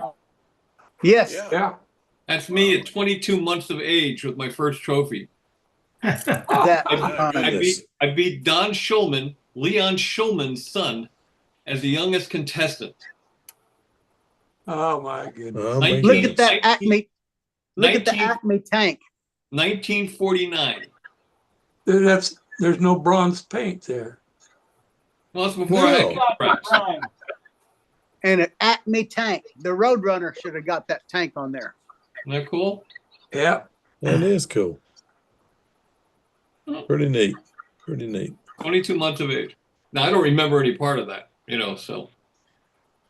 But they tell me my dad put the handle in my hand, and I flew the requisite number of laps to qualify and beat Don Schulman, who was 2 years old. So.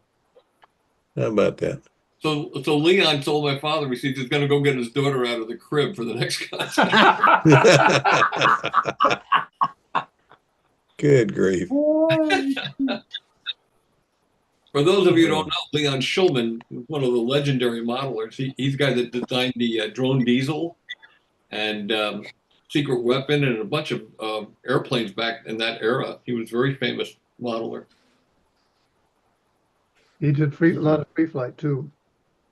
Yeah, the Zombie and a bunch of free flights. Very neat. Fun stuff. What's Keith got? Keith's Bunch got of Super Super Tigers. Tigers. Super Huh? Tigers by the box. You still want a Super Tiger 60? Yeah. John? Yeah. Yeah. We're looking for one for Marcel. I've got a couple. Looks like 6 of them. Holy smokes. And I don't know the provenance of some of these things. There's one here says Aerobatics Super Tiger 60. And what's it done here? I don't know if Randy did anything to this or not. Got a muffler that will fit on it. And, Should I have Marseille get in touch with you? yeah, we need to talk. This one's not, Marseille or you and I? Hmm? Marseille and you, or me, you and I? You and I. Okay. This one from Randy looks like it's brand new. Oh, that's the one with the dished head on it. That Yeah. was, That 4.5 ounces of fuel fly pattern. yeah. That's what I've got on my SP11. 4.5 ounces of flight. You But- can do it on 4.25 with the right Doesn't look prop. like it's ever been mounted. Looks like it's brand new. It does. What's wrong with that is it's not ours, John. It's his. You got Yeah. that right. There's more. There's more. I love it.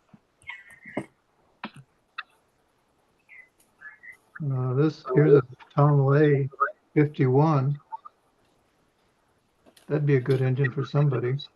Yeah, that would work on the project that Marseille's doing as well. That's the 51 like Gordy used in the what was that plane, Gordy? Colossus. Colossus, yeah. And this has looks like this has never been in an airplane, maybe on a strapped down to a S10. stand, but it's never been mounted on an airplane. Wow. And let's see.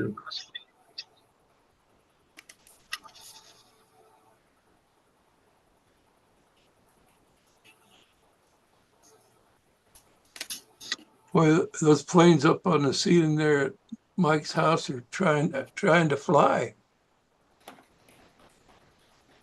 This one came from Jim Hoffman through Walt Mingus, I think. No, it was loaned to Pratt way back in 07. Then Jim Hoffman got a hold of it. And this has been run. Yeah, we got a couple engines to talk about, John, if Yeah. you're Yeah. really still interested. Yeah. Okay. Yeah. Sounds good. I know Marseille is probably watching. I don't know how they just accumulate over the years. I don't know. Yes, I know what you mean. You know, I've been to a couple of them, I think, are sitting out at VSC, and before somebody else got them, I took it. So that's the way some of those came. Yeah. We got a new guy in here, Dennis Holler. Hey, Dennis. Holler, Dennis. I think you're muted. Yeah, hi. Can you hear me now? There Yeah. you go. You were having trouble getting in, weren't you, Dennis? Where you from, Yeah, Dennis? I was having some operator issues there. But Where you from? I live in Indiana. Indiana. Yeah. So I don't know any of you guys. Obviously, I went down and hooked up with the Sportliners in Indy several years ago, and met Dennis and Jack Sheeks and some of those guys. But I'm wanting to get back into it, or get into it. I guess I was interested ever since I was a little kid, and built a few planes and crashed a few planes and that kind of stuff. So The craftsman that's near you is Dan Winship. Plainfield. oh, okay. Lives real close to FedEx. Is that on the east side or? It's on the west side. This side. Yeah, I'm sorry, west side. Yeah, sorry, Spark. Just north of 70. Yeah, because you were living down there for a while, a couple of years ago, right? No, I was in Dayton. Oh, were you? Okay, sorry. That's way east of Indy. Yeah, 100 miles east of Indy. yeah. You're close to the Nationals. They're That's- coming up, Dennis. You ought to be there for a couple days. Yeah, come on Yeah, over. man. I thought about it. If I could get over there. I'm probably going to get screwed into traveling for work over the next couple of weeks though, so it's hit or miss. But if I could, I'd like to. Well, Well, there'll if be you a can't bunch make of the us there Nationals- for the duration. If you can't make the national, the World Championships is there the week Is after. after that, yeah. Yeah, there's 2 weeks there in August. You got I'll be And there if for you 2 don't make weeks. the Worlds, you won't see it for 20 years. That's right. Or It's maybe, worth going yeah. to. It's That's- worth that's- seeing. That's a fair test right there. Yeah. I'll have an awning there, Dennis, that's come by and see me. Okay. If I I'll get be over there. there, I'll be I'll on the definitely, east fence probably. yeah, if I get there, I'll definitely stop by and say hi to anybody Look I it can, up. anybody You I bet. can hook up to and, Yeah. and ask Please do. some questions and all that. What are you building? I've got a couple of carrier planes kind of halfway. I've got a bunch of plans for them. I've got a half-built Vico Chief. I probably got 5 or 6 planes kind of halfway put together, and that's partly my problem is I get started on stuff and get a good way through it, and then I get interested in something else and say, oh yeah, I'm going to start that, and then I start working on that, and next thing you know, I got 3 wings hanging around and a couple of fuselages, and nothing's finished. So I'm You have- sad about that. You Join the- have the join the club. disease. You have the disease. So it's kind of funny because I went to I don't know, it was one of the, I guess I get distracted and say, think of the next step being hard and put it off or whatever. And so I guess I've been worried about, doing a good job of covering stuff. And I was reading some stuff on some of the forums where you guys are talking about the like Pelon 45 or something instead of polyspan. And just a couple of weeks ago, I went to Joanne Fabrics and got some of that. So I guess I need to take a shot at that and see what's going on. If you don't stand in front of it, it'll never get done. Well, that's a fact. That's definitely a fact. And I had to stand in front of it to get it started. So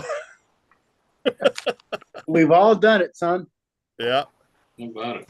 So Well, welcome to the group. Here, here. thank you. Appreciate it. Yeah. I've watched the the videos or the show off and on for last couple of years and maybe even and signed in once or twice, but And you came on anyway. I came on anyway just for the heck of it. Yeah. Well, actually, I hate to say it, being in Indiana, I'm on Eastern Standard Time, right? So the late hours, we're kind of that's an excuse if anything, but Yeah. it's kind of nice being a little bit earlier. So Yes, How about it? I agree. Yeah, welcome aboard. That's great. Mhm. Yeah, good to have you. yeah, See, you're into trains. yeah, that's probably my biggest hobby is trains. I got a sickness there. You're not alone. So And you do continuous loop or point to point? well, I'm in O gauge and O scale stuff, so I guess continuous loop probably if you want to look at it like that. Yeah. So I although used to work at Carson's Publications, who published Railroad Model Craftsman. Oh, So okay, cool. I had to learn a lot about trains, yeah, you definitely couldn't work there without doing that. How about it? So yeah, mostly this is a bunch of Lionel and American Flyer stuff, and I've been dabbling in like pre-war O scale kit built stuff. So I got a lot of big bronze doorstop locomotives and stuff like that. So Cool. Bronze. You hear that, Bob? Bronze. got to keep those doors Lord. propped open. How about it? Oh, Lord. Hey, I got something for Barton. We were talking earlier. This is just for Barton. We were talking about the twin that you liked. Yeah. Yeah. Well, I don't know if this is it or not, but this is the one I'm flying at the Nationals. So Isn't that pretty? That is beautiful. That's That's good. one. If it was only blue, Well, I didn't realize what color it was until I got the cataract surgery. Now I'm going to probably have to repaint it. yeah, it's good. It looks beautiful. It's just fine. Beautiful. Pretty the way it is. Bob, I got a question for you. Some of you guys may know, I haven't heard, but maybe some of y'all have. Has there ever been a price established on the new timer and ESC from Igor? I don't know. He's not even selling them yet. They have a couple of them out there to different people for beta testing or alpha testing, and he's supposedly going to be bringing them to the Worlds to start selling them right after the Worlds. Yeah, but I was wondering if anybody has any idea of the price. I've heard two things. One was about the same as the one that's out there now, and one was way higher.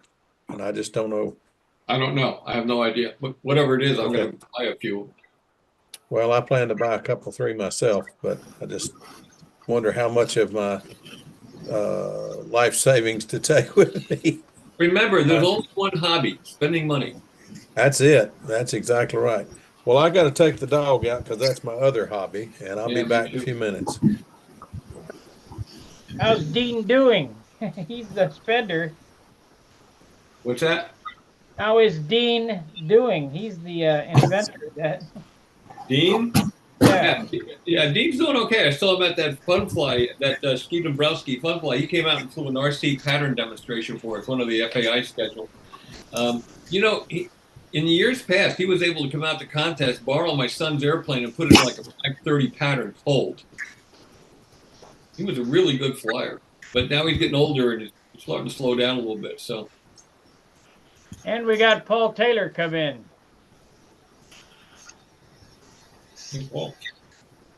Hey guys. Hey guys. This is the problem. I'm doing a show right now. I'll get it, but Mondays and Fridays.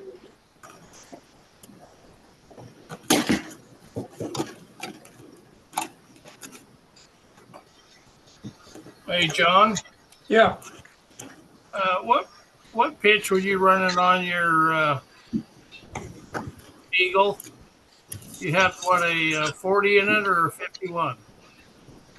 Which point? My All-American Eagle? Yeah. Was that a 40? Yeah, that was a 40, and I think I had 11.5 on it, or 11.6.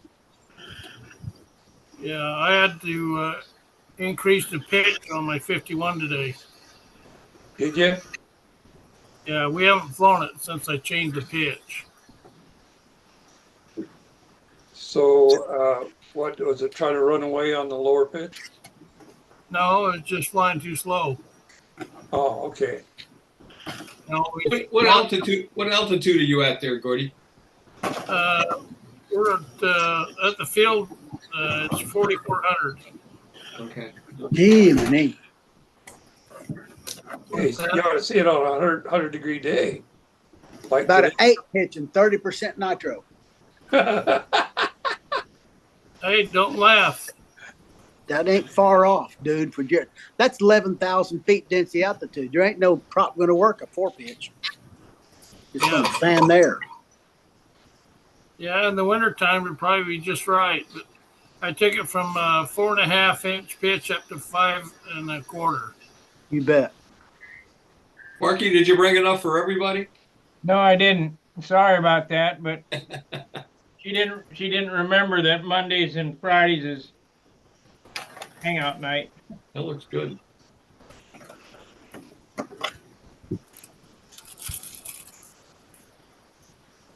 Well, I'm gonna have to jump up too because I got to get my doggy out, and I got to hit the sack because I'm test flying Joel Costantino's new twin tomorrow.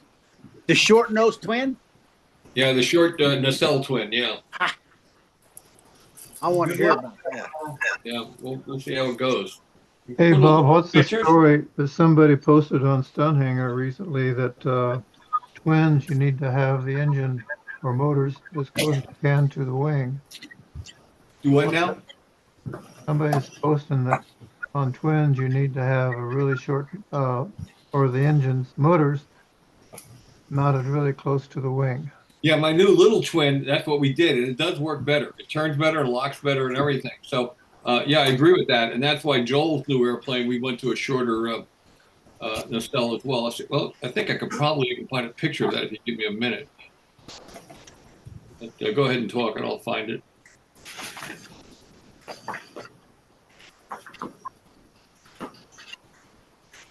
It'll take me a minute, so. do your. I know with like Gordon's Gemini, the nose had to be long enough to have the tank behind it, but you don't have that problem with an electric at all.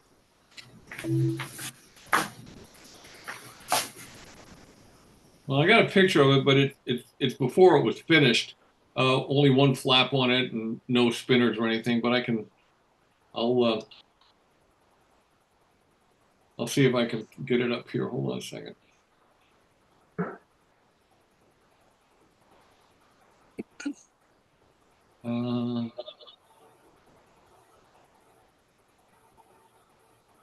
There you go.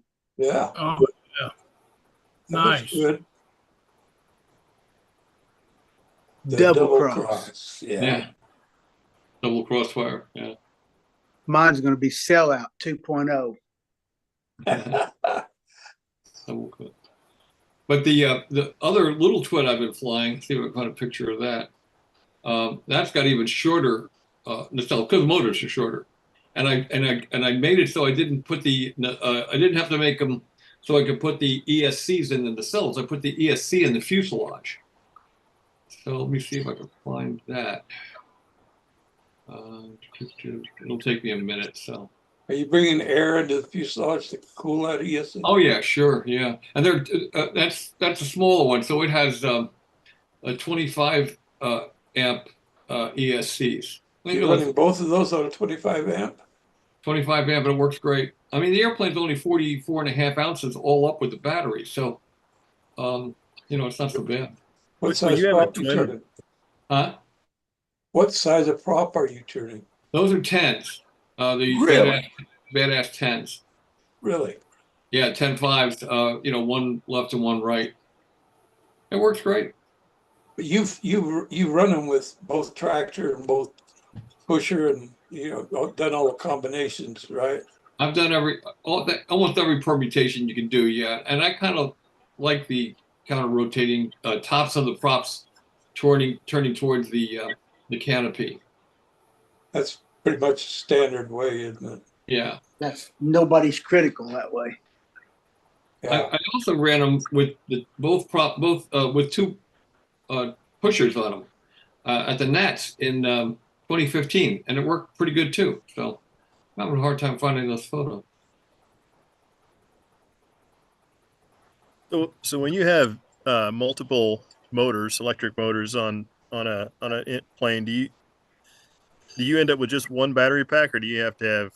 Yeah, it's one battery you pack. Need to keep them separate. One battery pack, two ESCs, and one timer. Okay. Yeah.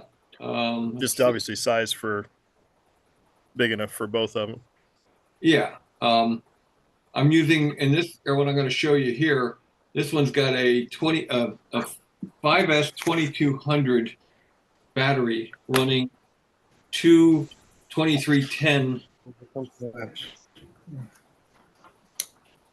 That's such a sweetheart. That's awesome.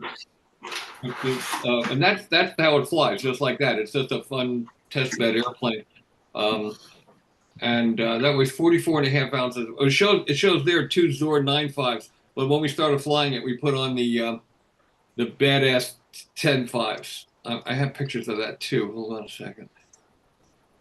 Is that a 50-inch wing, Bobby? A little bigger. Yeah, it's about it's like kind of like a Nobler size. It's a little bigger than a Nobler. Yeah. It's got a hold on a second here. It's 565 squares. I'll be darned. I mean, that is sweet, ain't it? That's a nice size airplane right there, dude. And you can see how short the nacelles are. I like it. All that procession's close to your CG. Now the only thing he did, and Dean, it had a funny noise to it, and Dean finally figured out what it was. The props are beating against the leading edge. Mm-hmm. I actually got a video. Hold on, I got a video of it flying. See if I can find that. Yeah, here it is. Okay, let me get to this now. Hold on. Takes a minute to move everything around here. Can you see that? Not yet. Yes.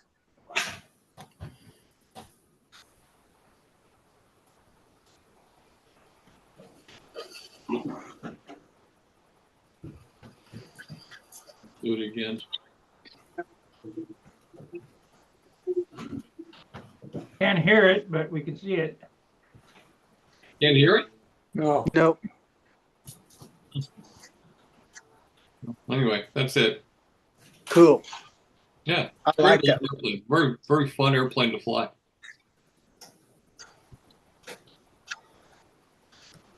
I designed a smaller one because I wanted to have something that was less intimidating for people to give twins a try on, less expensive and less intimidating. And boy, everybody loves it.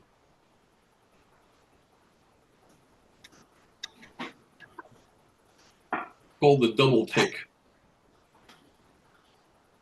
Now,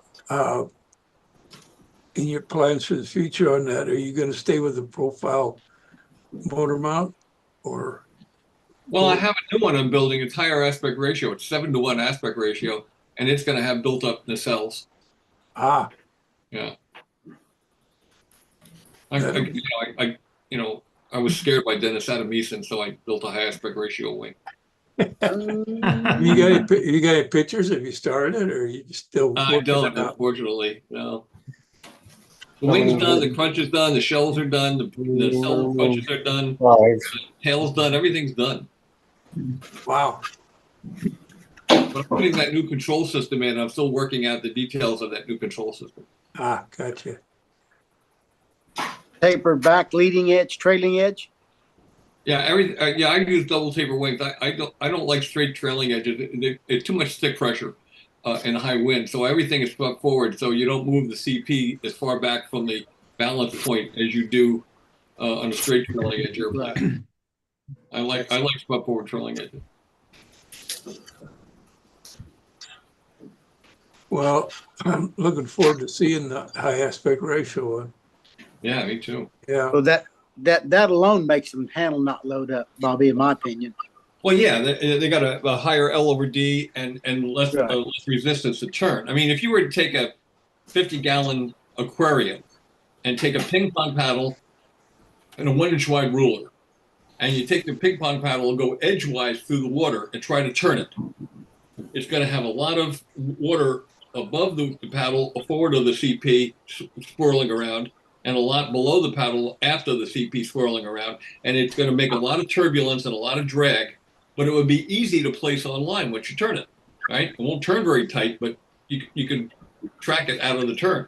Now you take the ruler and pull it edgewise through the water, try to turn it, and it flick turns just instantly, but it's harder to stabilize, right? So that's kind of the theory behind it. But the nice thing about it is we have a thing in the back called a stabilizer. And make it 30%. Make it 30%. It's pretty big. That's a good move right there, buddy. Yeah. You're on the track, I think. Now I got to buy a longer van though to put it in. Yeah, my twins 7 point something aspect ratio. 7.7. 76-inch wing. Wow. That's a Gemini, right? Yeah. Mine has an average chord of 9 1/8 and a span of 63 inches. 63 that won't inches? fit in the truck. Holy mackerel. 63 inches and 9 1/8 inch average chord. You have to carry it east and west or north and south to get it in the truck. My wife is going to use it as an ironing board. You know, that's that Gemini one, Gordy would go over on the reverse wing over. It looked like a surfboard going over. Yeah, it does. I love them. I flew a lot of Dennis's airplanes, the Eclipse and the Orange Crate. They fly great.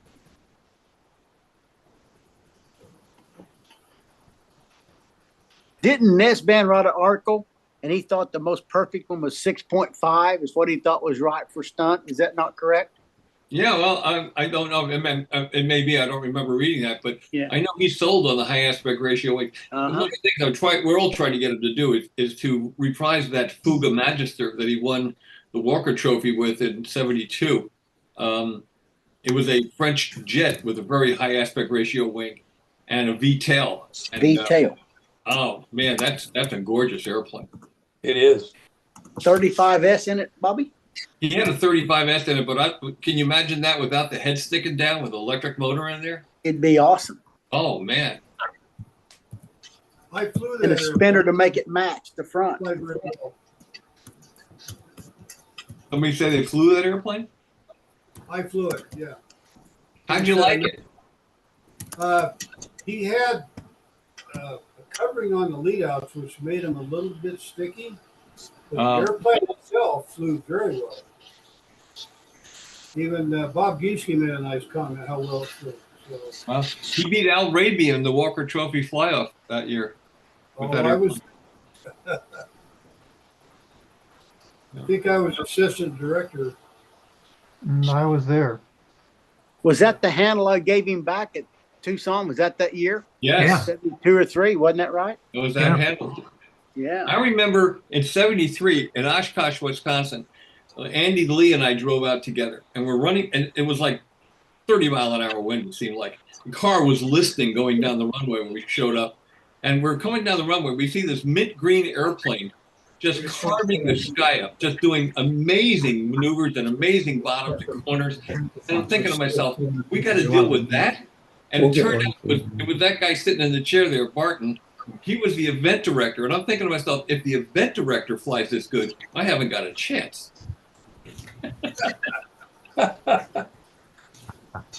You're some pilot, Barton. Thank you very much, Bobby. One of the best I've ever seen. There were some hard days at the Nats before the Panther came out. Dick Williams and I got there. We had to find judges. We stayed up to 2 o'clock in the morning or 2:30 doing scores because we didn't have anybody. Yeah, there was a couple of those really long weeks. You did a good job. Got it done. Got it done. Well, I got to run because I got to get my doggy out. So, good to see you guys. Caffeine, good to see you. We'll see you soon, Bobby. Nice seeing you, Bob. Oh, Take care, Bob. Dennis, welcome Take care, to the Bob. group. Stay out of trouble. Thanks, Welcome Bob. to the group. See you guys. Martin, I'll see you at the Nats. Sure will, buddy. Looking All right, forward to it. Bye-bye. Have a good night, Bob.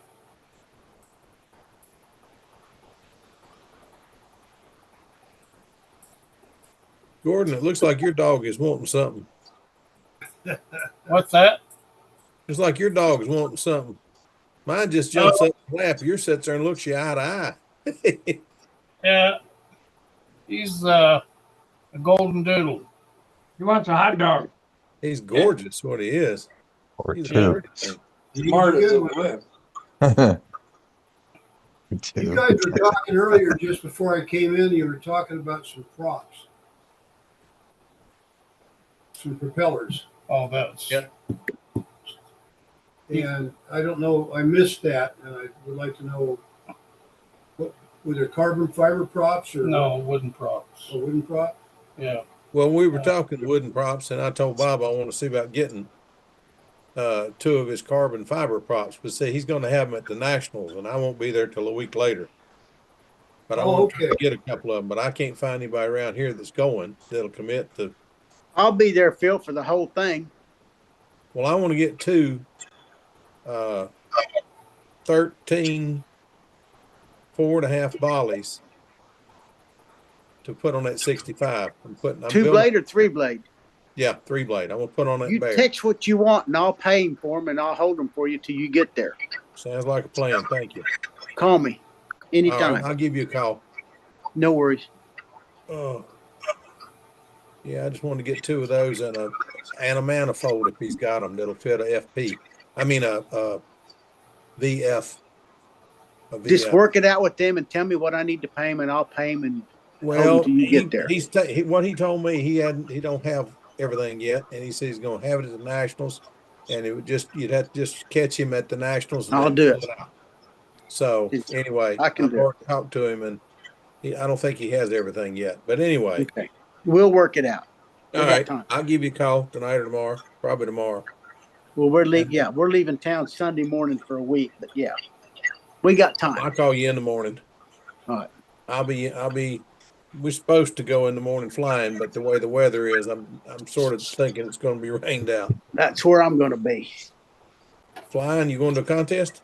No, I flew all day Friday and all day today, and we're going again. No, Thursday, Friday, and tomorrow. I've been flying Big Blue. I got it flying off of good, and I've changed the tank today, and I put it on the bench to work, and I changed the tank, and I got to looking, and I see a hairline crack around the wing where that wing blew off. With my knee, and I can flex that wing, and I can see the wing coming away from the fuselage. So, me. Big Blue ain't going to the Nats. Oh, shucks. Too bad. That ain't good. Nah. Oh, well. I'm sure you got something else to take. I'll just take the Cavalier. Yeah. That's a good flying airplane. Ed Carlisle says, like sent. Jeff Riley, good evening, guys, like sent. Brett Williams says, howdy. And Roy Lane says, good evening, like provided. I ain't keeping up with the chat very good, but oh well. Yeah. Jeff, I'm gonna call you. I got a couple of paint questions. This new paint buffaloes the heck out of me. I don't understand some of this new automobile paint. Hey Bart, what are you flying now? Well, me? Yeah. I haven't flown for probably 6 months. I've got some arthritis issues with my hands. I'm trying to get that worked out, and I need to get some airplanes built. So, Okay, so you're going to the Nats to watch, or I'm just going to have fun. Yeah, just to have fun. And see everybody and hang out. Yeah. Don't blame you. You know, I'm going to see the badass people while I'm there and get a couple motors, and you know. I hear Len Morrell. I was talking to John Hill, and I'm going to build a snaggletooth, and he says, put the electric in it. You would be glad you did. Oh, I bet. The P-51 Mustang? Yeah, the snaggletooth. And so I've got the plans for it and everything. I'm trying to find somebody that can laser cut a set of ribs. Dr. Howard. Oh, Mark Howard? Gerber can answer that. Okay. I can do that.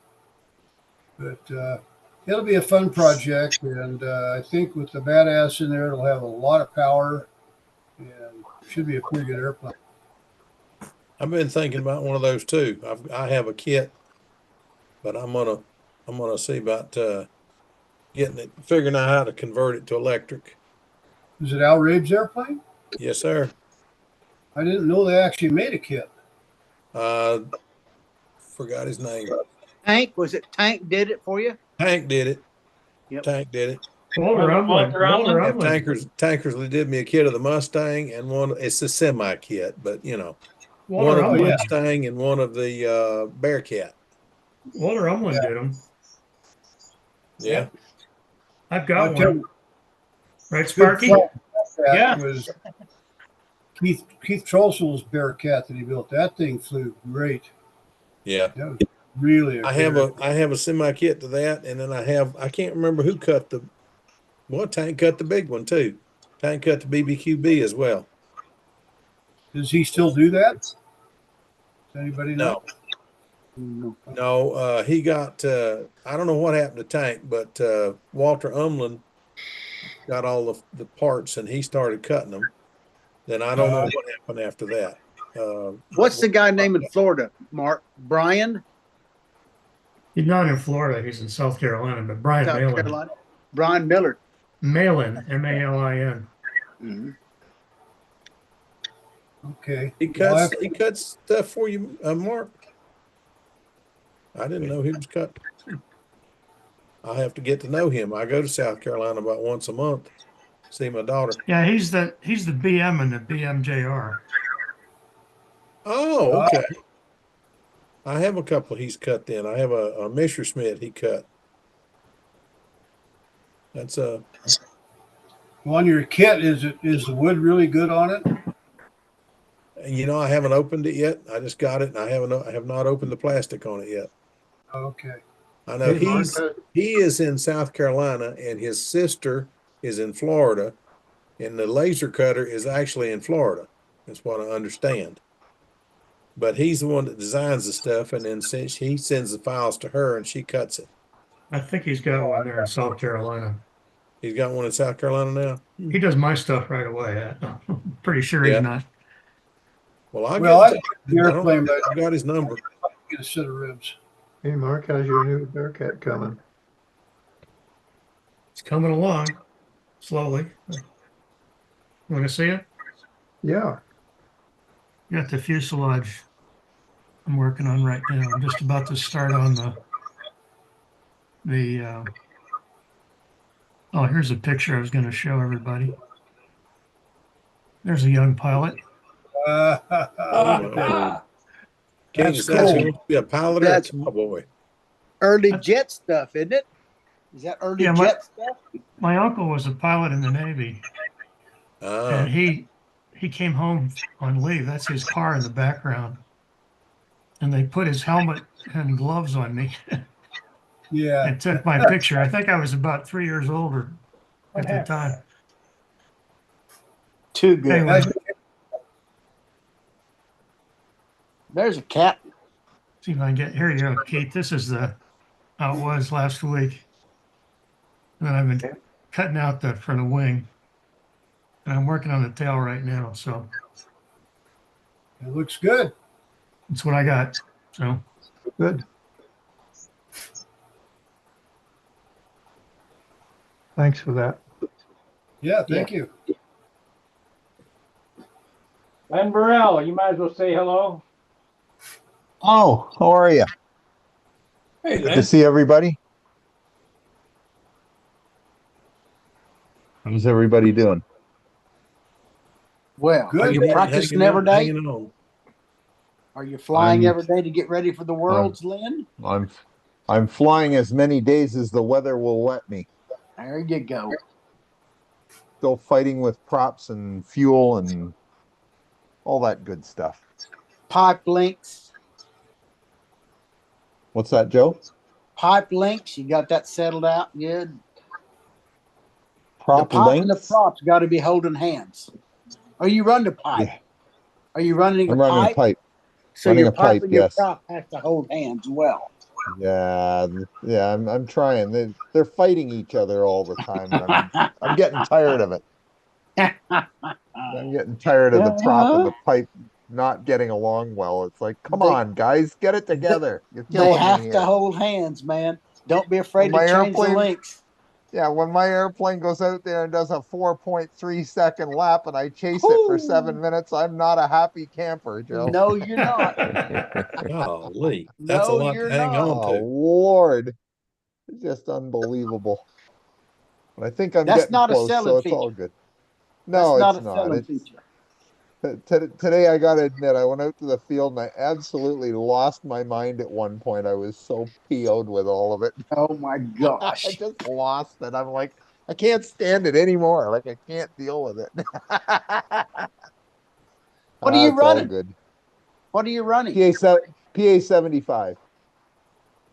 What's a 19-inch pipe with a 13 watt 4 1/4? 96 launch? I'm running 13 4.5. Just under 10 grand or right around 10 grand launch. That much. Yeah. Sounds like a lot. Like I keep running back to the house and repitching props all day long. It's tiring. Yes. You know What all pipe about it. length? Pipe length, you must be around a 17.5 inches for 10,000, 18 inches. How long's your pipe? I'm actually 18.5, but I'm gonna shorten that up a bit, I think. For 10 grand, I think. I never mind running at 9350 to 9400 with that 4 1/4 at a 19-inch pipe. Okay. A lot Yeah, lower RPM. I'm 18.5 inch from the glow Plug. plug to the baffle, and That's right. yeah, I think I'm gonna shorten it up a bit. I Is don't it know. speeding up during the flights or slowing down? Oh God, yeah. Well, no, it's speeding up. That's my problem. Goes fast. Length in the pipe. Lengthen the pipe. Go out to 19. Oh, Go out to lengthen the pipe. 19 and an eighth or something on that. I don't know that Okay. 10,000 sounds awful fast. Anybody else here fly 75s? Yeah, you got a linked in the pipe and about 85 or 90, 95. 9,500 95. max. Okay. Yeah. 95 max. Okay, so I'll play with that number tomorrow. I'll play with 95 max. And look at a Okay. 4.5 pitch, 13 1/4, whatever they are, linked in that pipe. And it ought to be rattling.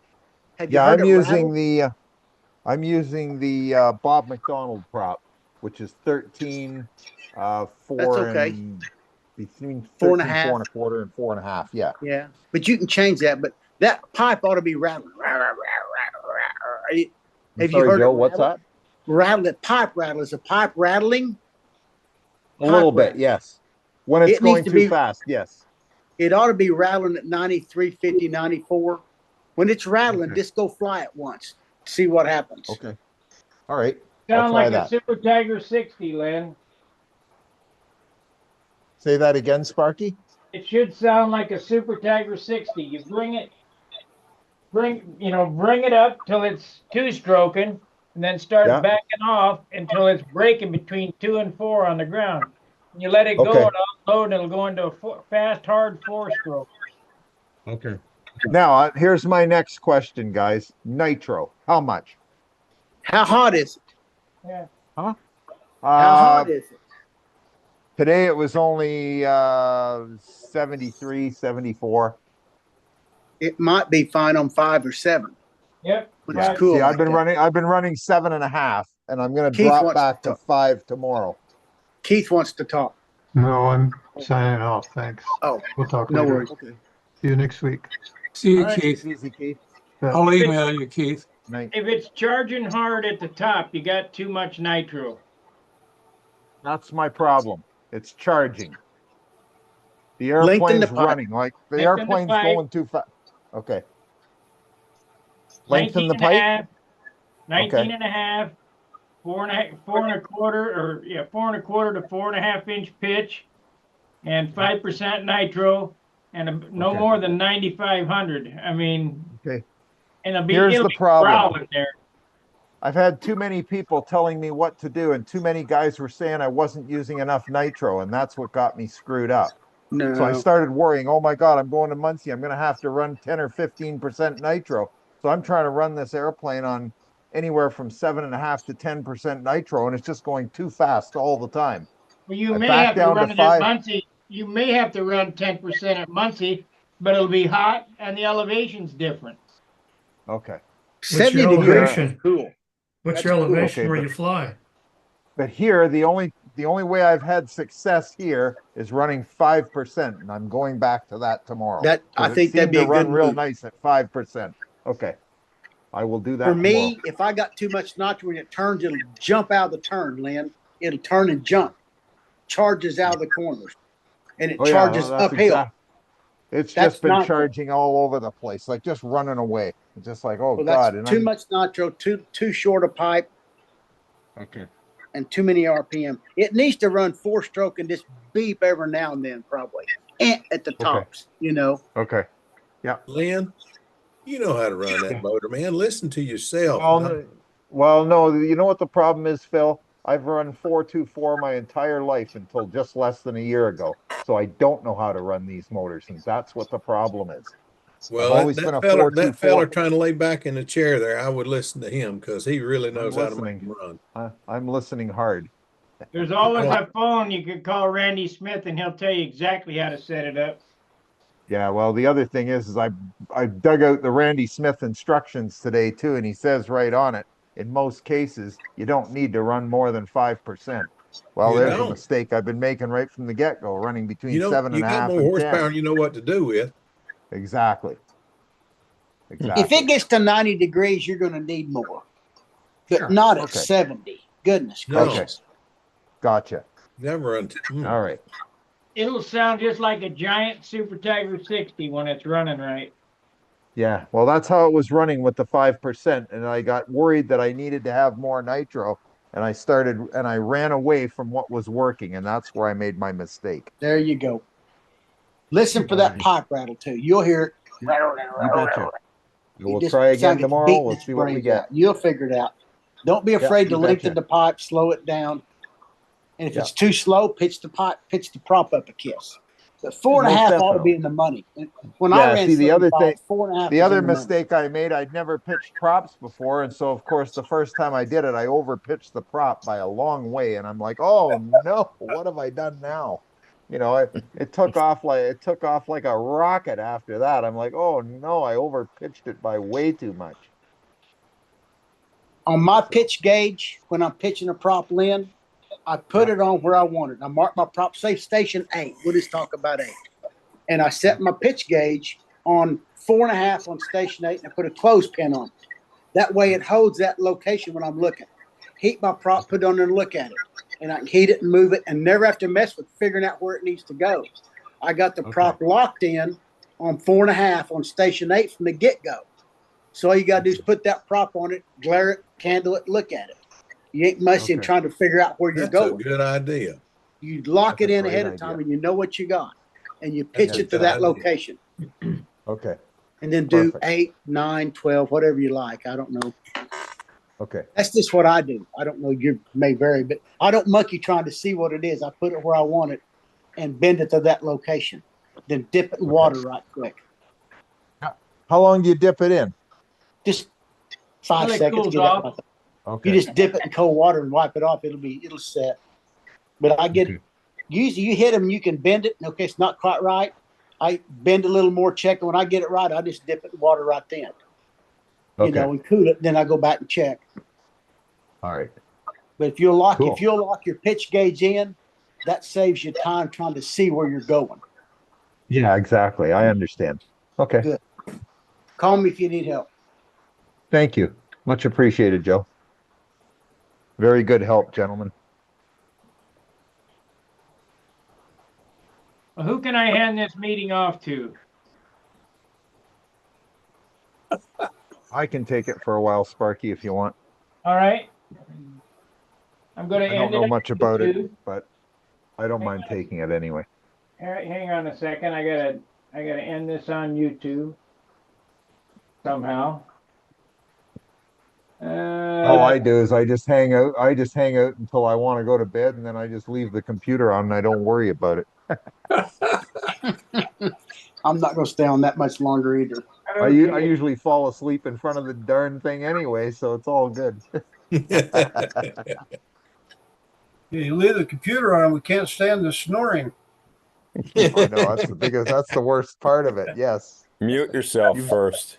You guys have all seen me do it more than once. Oh yeah. Well, All if right, you hold on a second, done it, guys. Hold on a minute while I sign off of YouTube. I want to thank everybody on YouTube for watching and all the support. Make sure you like, subscribe, and share. And if you'd like to be a part of this meeting, join Stunt Hangar, and the link is at the bench. And we've been having these every Monday and Friday, but this is up for debate too, and it comes on at 7 o'clock Central Time. So we'll see you, I guess, Monday. And fair winds, tight lines. See ya. Same to you. Listening to Len, guys, I've got